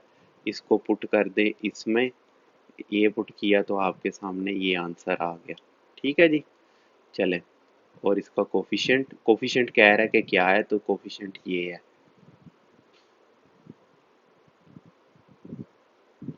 और कह रहा है sixth term in the expansion of this one, ये तो इंतहाई आसान है। सिक्स टर्म, जनरल टर्म आप लिखें, आर की वैल्यू 6 पुट कर 5 पुट करेंगे। बी केयरफुल अबाउट दैट, ये सबसे इम्पोर्टेंट चीज़ है। सिक्स टर्म में आर 5 होगा। ठीक है, तो 5 पुट कर दें, 6 नहीं पुट करना। ये अब इसमें ये टर्म्स वाली में यही चीज़ सबसे ज़्यादा इंपॉर्टेंट है कि कौन सी टर्म फाइंड आउट करनी है। बाकी तो जस्ट फार्मूले में आपने पुट करना है। तो T6 करके तो ये कर दिया। अब इसको एक्सपेंड किया हमने। क्वेश्चन क्या कह रहा है, find the term independent of x. Independent of x आप टी आर लिखें, इसका मतलब है, और एक्स वाली टर्म्स को अलहदा लिख लें। अब 10 - 2r ये ज़ीरो के इक्वल होना चाहिए, तभी ये इससे इंडिपेंडेंट होगी ना। तो इसको एक्स की पावर ज़ीरो के लिए 10 - 2r को ज़ीरो के इक्वल होना चाहिए, आर को 5 के इक्वल होना चाहिए। यहाँ आर 5 करेंगे, ये थर्ड टर्म सिक्स टर्म मिल जाएगी हमें, और ये सिक्स टर्म, ये आंसर आ गया आपका। ठीक है जी, बिल्कुल उसी तरह ये करेंगे। आर्थ टर्म, कॉमन टर्म का फार्मूला लिखेंगे, उसमें एक्स की इकट्ठा करेंगे कोफिशिएंट्स, एक्स की पावर जो है वो फाइंड आउट करेंगे। ठीक है, ये आ रही है, इसको ज़ीरो के इक्वल करना है। तो ज़ीरो के इक्वल करने के लिए आर 2 के इक्वल होना चाहिए। आर जब 2 के इक्वल हो जाएगा तो ये टर्म इंडिपेंडेंट हो जाएगी। तो आर 2 के इक्वल होने का मतलब है कि थर्ड टर्म इंडिपेंडेंट होगी एक्स से। अब नेक्स्ट वो कह रहे हैं determine the middle term in the following expansion. Middle term है जब ये 12 है, पहले ही हम देख लें। तो टोटल टर्म्स कितनी हो जाएंगी, 12 + 1 13 हो जाएंगी। 13 में मिडिल टर्म क्या होगी, सेवन्थ टर्म मिडिल टर्म होगी। यहाँ यहाँ ये 11 12 टर्म्स हैं, तो दो मिडिल टर्म्स होंगी, 6 और 7 यहाँ पर मिडिल टर्म्स होंगी। ये 2m+1, तो टोटल टर्म्स 2m+2 जो कि इवन है, और इवन में m+1 और m और m+1 दो मिडिल टर्म्स हो जाएंगी। ठीक है जी। अब अच्छा, थर्ड टर्म पहले वो फाइंड आउट करनी है, इंडिपेंडेंट ऑफ एक्स। तो उसमें आप ये देखें, इसमें टर्म हमने करनी है इंडिपेंडेंट ऑफ एक्स। तो मैंने यहाँ पर क्या किया, ये देखें। अब ये दो, यहाँ तो आप दो दो एक्सपेंशनें लगाएं, इस पे बाइनोमियल एक्सपेंशन लगाएं, इस पे लगाएं, तो वो तो कंफ्यूजन हो जाएगी। यहाँ तो मल्टीप्लाई करना हो ना, तो चले दो दो पे लगा के मल्टीप्लाई कर दें। हमने term independent of x find out करनी है, तो मैंने इसको एक टर्म की सूरत में लिखने की कोशिश की है। उसके लिए क्या किया, उसके लिए ये किया कि ये जब एक्स स्क्वायर कॉमन एलसीएम ले लेंगे तो क्या होगा,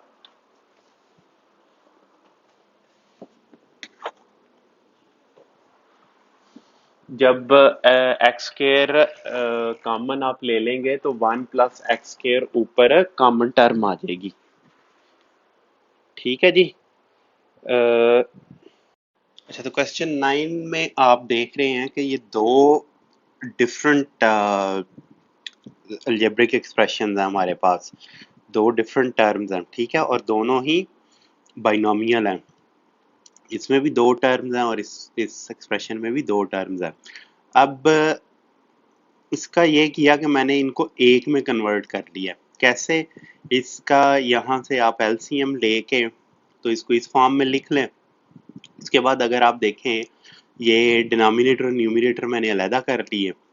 ये x square plus 1 4 divided by x की पावर 8।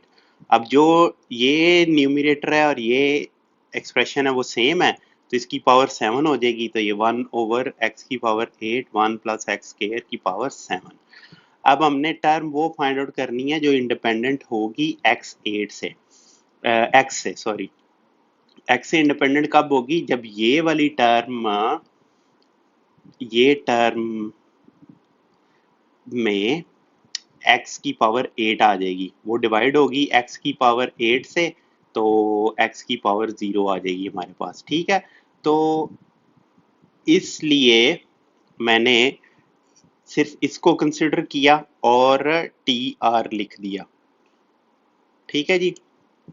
वैसे अगर ना इसको ऐसे भी लिखा जा सकता था, डिवाइडेड बाई 1/8, और इधर अंदर इस टर्म को लिख देता 7r1 की पावर 7 माइनस आर एक्स की पावर 2r।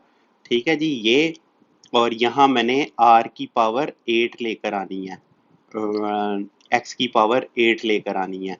तो वो कब होगी? जब r 4 के इक्वल होगा। तो यहाँ t की पावर 5 और ये रखेंगे तो x की पावर 8 आ जाएगी, ये 35 x की power 8। So term independent of x in 1 over इसमें ये होगी x की पावर 5, साथ x नॉट मैंने लिख दिया है। थोड़ा सा बस पिछले को इधर से डिफरेंशिएट करने के बारे में, ये आप स्टेप इकट्ठा भी कर सकते हैं, आप यहीं पर लिख सकते हैं। इसको लिखा 1/x की पावर 8 मल्टीप्लाइड बाई ये, और इधर आप लिखें कि ये पावर हमें 8 चाहिए, वो 1/8 से कैंसिल होकर 35 मिल जाएगा आपको। ठीक है जी। अब इसमें हमने मिडल टर्म फाइंड आउट करनी है, तो ये 12 प्लस 1 13 टर्म्स होंगी, और 13 में 13 प्लस 1 सेवंथ टर्म जो है वो मिडल टर्म होगी। ठीक है, और ये आप देखें, इसको एक्सपैंड करें, नहीं इसकी जर्नल टर्म लिखें, एक्सपेंशन में ये इस तरह होगा, इसकी जर्नल टर्म ये होगी। ठीक है, जर्नल टर्म आप इसकी लिख लें, और उसमें हमने मिडल टर्म फाइंड आउट करनी है। तो सेवंथ टर्म है तो r इसका मतलब 6 होगा। ठीक है, r 6 रखें तो t7 फाइंड आउट हो जाएगी, यहाँ 6 और यहाँ 6, और ये हमें मिडल टर्म मिल जाएगी। इस क्वेश्चन में मिडल टर्म्स 2 होंगी, क्योंकि 11 इंडेक्स है तो टोटल टर्म्स 12 होंगी। 12 होने का मतलब है कि 6 और 7 जो है वो मिडल टर्म्स होंगी। ठीक है, अब r की वैल्यू आप पहले 6 रखें इस जर्नल टर्म में, सॉरी 6 टर्म फाइंड आउट करनी है, तो r की वैल्यू 5 रखें तो आपको 6 टर्म मिल जाएगी। r की वैल्यू आप 6 रखें तो आपको 7th टर्म मिल जाएगी। ये आपने ज़रा ध्यान से करना है कि r की वैल्यू, ये आपने 6th और 7th टर्म मिडल टर्म्स हैं, उनके लिए r 5 और 6 है। ठीक है, ये नहीं 6 और 7 रख के तो 7th और 8th टर्म नहीं फाइंड आउट करके बैठ जानी, वो गलत हो जाएगा क्वेश्चन। ठीक है जी, चले अब इस केस में मिडल टर्म 2 होंगी, m+1 और m+2। ठीक है, और इसका मतलब उसके लिए r एक दफ़ा m होगा और एक दफ़ा m+1 होगा। तो जब r m होगा तो ये टर्म हमने फाइंड आउट करनी है, ये इकट्ठा है, ये अलग, ये मैट्रिक्स नहीं है, ये वो इसको चलें इधर लिख के ऐसे लिख लें, चलें। और ये 2x पावर m+1 और ये कट जाएंगी x x से।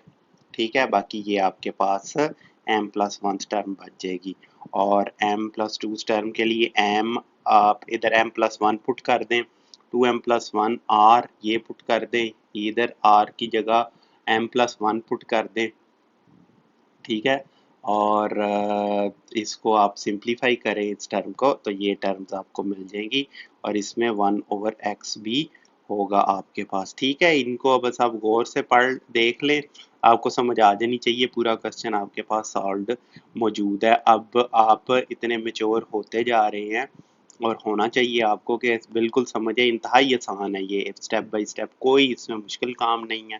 ठीक है, ये एक्स की टर्म्स आप कब से इनकी पावर्स को हैंडल 8th क्लास से करते आ रहे हैं, और अब ये सिर्फ साथ एनसीआर लिखा हुआ है एक। ठीक है जी, वो कोफिशिएंट्स और वो उनकी पावर है। अब 11th क्वेश्चन है, कह रहा find 2n+1 term from the and in the expression. याद है वो एग्जांपल अभी मैंने ऊपर करवाई है आपको, अब आपने वही इसको करवाना है। 2n+1 term from the end, nth term from the end means n+1 term from the beginning. ठीक है, so r is equal to n। ये उसी तरह नहीं समझ आ रहा तो लिख के कर लें, जैसे मैंने आपको पहले शुरू में समझाया था। तो r n के बराबर है, तो t r+1 n+1 हम n+1 टर्म हमें मिल जाएगी, और ये जर्नल टर्म का एक्सप्रेशन ये है, इसमें आप n की जगह 3n आएगा क्योंकि 3n इंडेक्स है, और r की जगह n पुट कर दें तो ये x की पावर 2n आ जाएगा, -1/2 power n 1/x power n, और ये आप रख के इस तरह आप देख लें, और ये आपके पास T N plus one term आ जाएगी जो कि एंड से 2n nth plus one term है। चलें, 1 + x की power find the middle term दे, इसमें एक मिडल टर्म है, तो देखें ये है ना 2n, तो टोटल टर्म्स हैं हमारे पास 2n+1, तो मिडिल टर्म होगी 2n+1 डिवाइडेड बाई 2, और ये होगी 2n+1, तो r क्या हो जाएगा, n हो जाएगा, तो TRn+1 हमने फाइंड आउट करना। ठीक है, ये है आपके सामने सारा।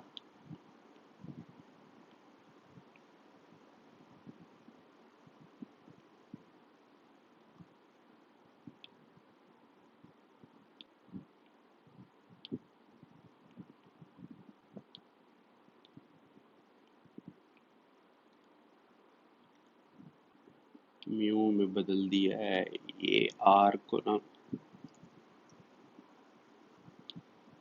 इसी तरह करता है, r और q सबसे ज्यादा ये एक आर में ये मिक्स करता है, और क्यू तो कभी कभार, आर में फिर ये कम नखरे करता, क्यू को डिटेक्ट करने में ये सबसे ज़्यादा नखरे करता है। मे बी अब आर समझ है, अब कैपिटल आर में ना बदल दे उसको, देखा।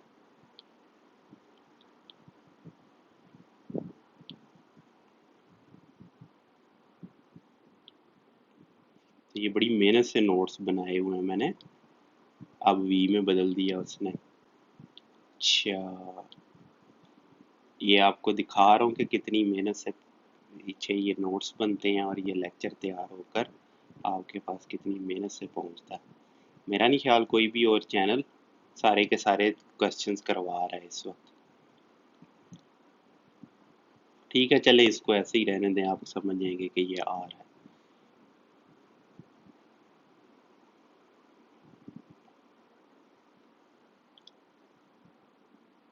ये वाई लग रहा है, चले इसको ऐसे ही रहने दें। ठीक है जी, तो ये हमने फाइंड आउट करना है, और ये फाइंड आउट करके नीचे हम यहाँ पर पहुँचे।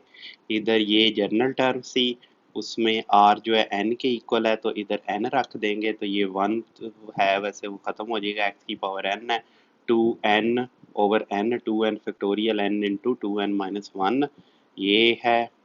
ठीक है, ये n factorial 2n factorial divided by n factorial आ गया, इसको एक्सपेंड किया n factorial into n factorial. ठीक है, और इसको सिंप्लीफाई कर रहा है। ठीक है, और मेरे ख्याल में उसने कहा है कि प्रूफ करना है कि इसके, हाँ जी, ये मिडल टर्म नहीं, उसने कहा मिडल टर्म इसके इक्वल है, इसलिए ये इस तरह कर रहा हूँ।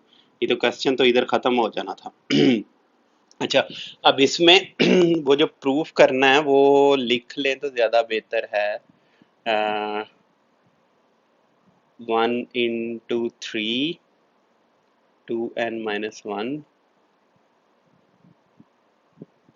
ठीक है, इसके इक्वल प्रूफ करना ना। चले मैं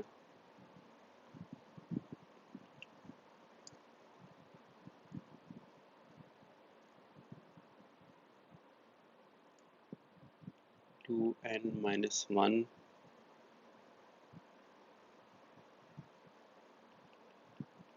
5 × 3 × 1 2's power n divided by n factorial और xn।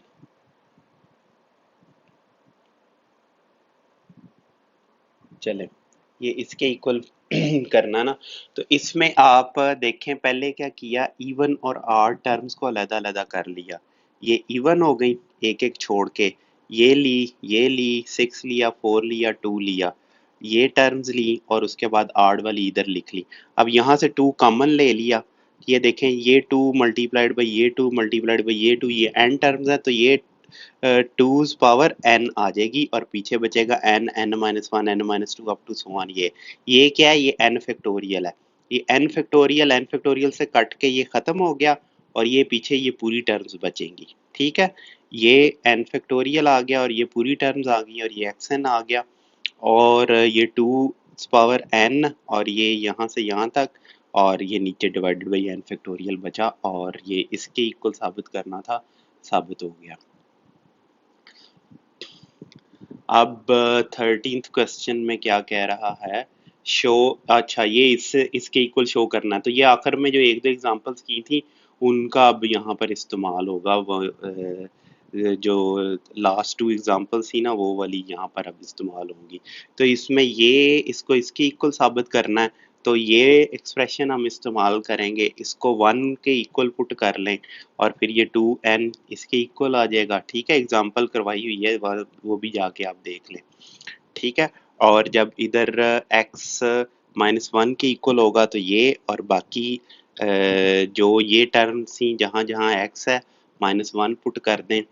ठीक है, तो आपके पास इवन टर्म्स है पॉजिटिव और आड टर्म्स के कोफिशिएंट नेगेटिव आएंगे और ये पॉजिटिव आड और इवन कोफिशिएंट्स के कोरिस्पॉन्डिंग कॉम्बिनेशंस हैं वो आपस में इक्वल हो जाएंगे। ये थर्ड हो गई, ये सेकंड इक्वेशन हो गई।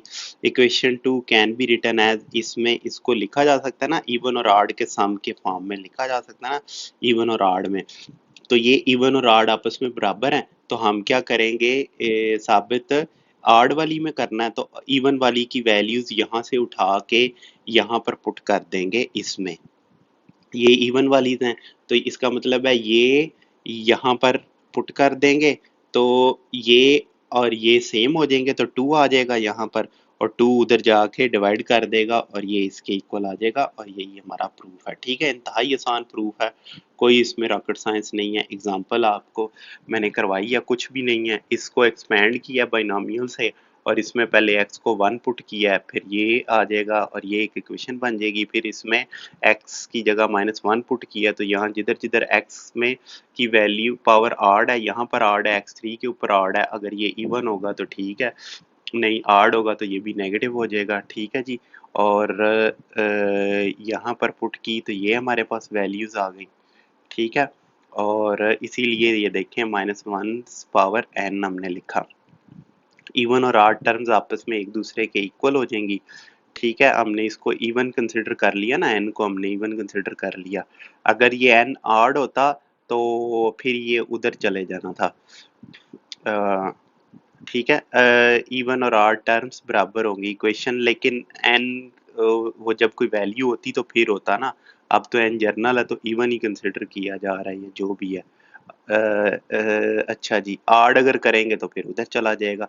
इवन और आड आपको याद है कि उनका सम्स जो है वो एग्जांपल में अभी ऊपर बताया था वो इक्वल होता है, तो वो कोफिशिएंट्स का सम, तो ये वो इधर बराबर आए। यहाँ से इसकी वैल्यू उठा के यहाँ इक्वेशन 1 ये 2 को आड और इवन के सम में लिखा तो यहाँ से इवन की वैल्यूज या आड की इक्वल हम वो लिख दी।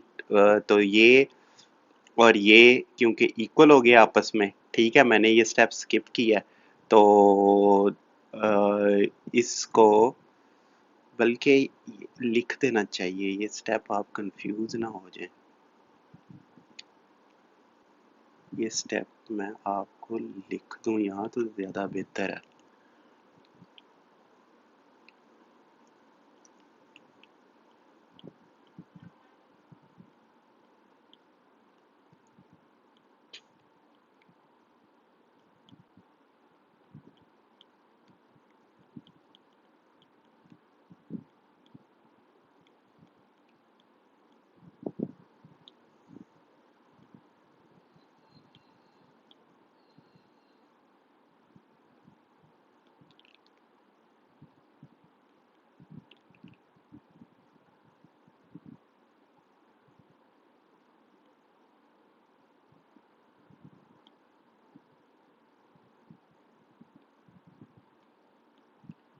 ठीक है जी।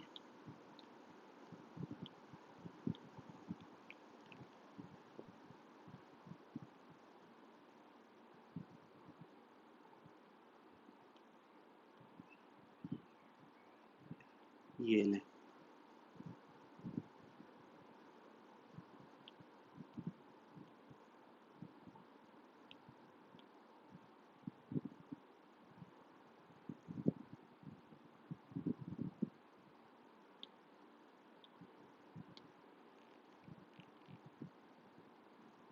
ये दोनों में ये अप्लाई होगा। ठीक है जी। ये जो इवन वाले थे क्वेश्चन 3 से आप वो उसके इक्वल है लिख सकते हैं। अब 2 लिख सकते हैं, ये जाके उधर डिवाइड हो जाएगा और ये आंसर आ जाएगा आपके पास। अब आखिरी क्वेश्चन में क्या पूछ रहा है जी? आखिरी क्वेश्चन में पूछ रहा है कि इसको इसके इक्वल साबित करना। फिर वही तकरीबन उसी तरह का ही प्रूफ है ये। ठीक है, इसको इसके इक्वल प्रूव करना है तो लेफ्ट हैंड साइड से हम स्टार्ट करेंगे। लेफ्ट हैंड साइड ली और इसको एक्सपेंड कर दिया। ठीक है, इन सबको एक्सपेंड कर दिया और ये इस तरह लिख लिया हमने 1/n+1। ये ऊपर नीचे 1 की जगह यहाँ लिख लें आप n 1 is equal to n+1/n+1। ठीक है जी। n+1/n+1 से आपने लिखा 1/n+1 कॉमन ले लिया तो n+1 plus n+1 into n/2 1/3, यानी कि ये सब के साथ n+1 मल्टीप्लाई हो जाएगा। ठीक है, ये सब के साथ n+1 मल्टीप्लाई हो गया। अब इसको n+1 को इस तरह लिखा जा सकता है n+1/1। ठीक है, इसको आप नहीं समझ आ रही तो एन सी आर वो लगा के कॉम्बिनेशन का तो देख लें, ये n+1 के इक्वल आएगा। इसको लिखा जा सकता है n+1/2। ठीक है, इसे इनको इस तरह लिखा जा सकता है n+1/3, n+1 सॉरी n+1 है, ये n+1C2 है, यानी कि कॉम्बिनेशन है। और इनको इस तरह लिख सकते हैं, इसको n+1 n+1 लिखा जा सकता है क्योंकि ये 1 के ही इक्वल है। ठीक है जी। अब ये जो इसको इधर ही छोड़ा, ये अब n+1 की पावर एक्स 1+x की पावर n+1 इसको लिखा उस फॉर्म में जो बाइनोमियल थ्योरम इस पर अप्लाई किया। x1 पुट किया। ठीक है, ये n है इधर, ये 1 नहीं है, ये n है। ठीक है जी। तो x की जगह हमने 1 पुट कर दिया तो 2 की पावर n+1 आ जाएगा ये। ठीक है, और ये साइड जो है वो सिंप्लीफाई होकर इसके इक्वल आ जाएगी। ठीक है, और ये साइड इसको आप फर्दर करें सिंप्लीफाई तो इसके इक्वल आ जाएगी। और ये साइड आप देखें ये किसके इक्वल थी? ये इसको, ये देखें ये थी ना इसके इक्वल। ठीक है, इसमें हमने दोनों साइडों पर n+1 से डिवाइड कर दिया, इसको भी n+1 से डिवाइड कर दिया, इसको भी n+1 से डिवाइड कर दिया। उससे पहले ये 1 इधर लेकर आए, ये 1 इधर गया, एक स्टेप और करना चाहिए था यहाँ।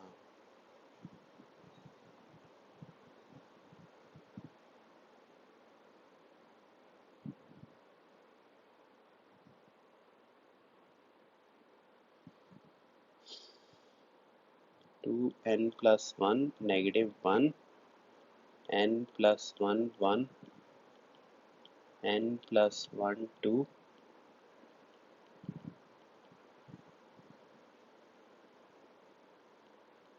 n+1 n+1।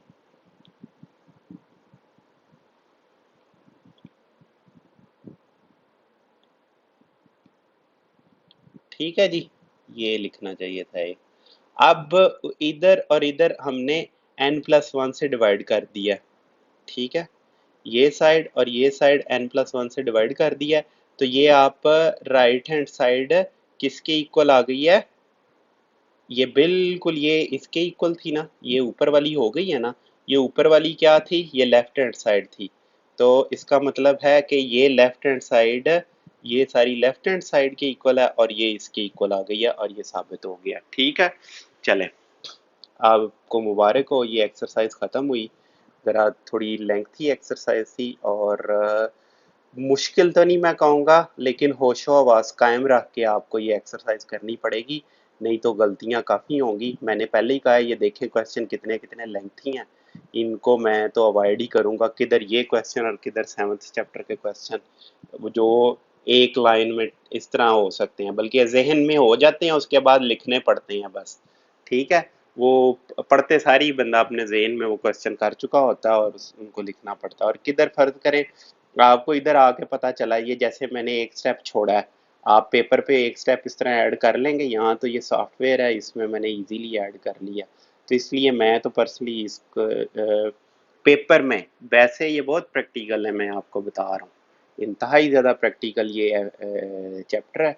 और ये चैप्टर आम लाइफ में तो इतना ज़्यादा नहीं इस्तेमाल होता, लेकिन मैथमेटिक्स की दूसरी फील्ड्स में ये बहुत ज़्यादा इस्तेमाल होता है। एक तो आपने वो प्रूफ देखा, इसका मतलब प्रूफ जो करना है वो मैथमेटिशियंस का बहुत बड़ा टूल है। बाइनोमियल थ्योरम से पहले जो इंडक्शन वाला पढ़ा था, ठीक है, पहले में क्या था उसका नाम, मैथमेटिकल इंडक्शन, वो बहुत बड़ा टूल है मैथमेटिशियंस का। तो वो नहीं आप छोड़ सकते अहमियत के पॉइंट ऑफ व्यू से, और उसके बाद ये नहीं आप छोड़ सकते, ये भी बहुत ज़्यादा प्रैक्टिकली इस्तेमाल होते हैं। चलें जी, नेक्स्ट हम एक्सरसाइज 8.3 शुरू करेंगे। इजाज़त दें, अपना ख्याल रखिएगा, दुआओं में याद रखिएगा। अस्सलाम वालेकुम, अल्लाह हाफ़िज़।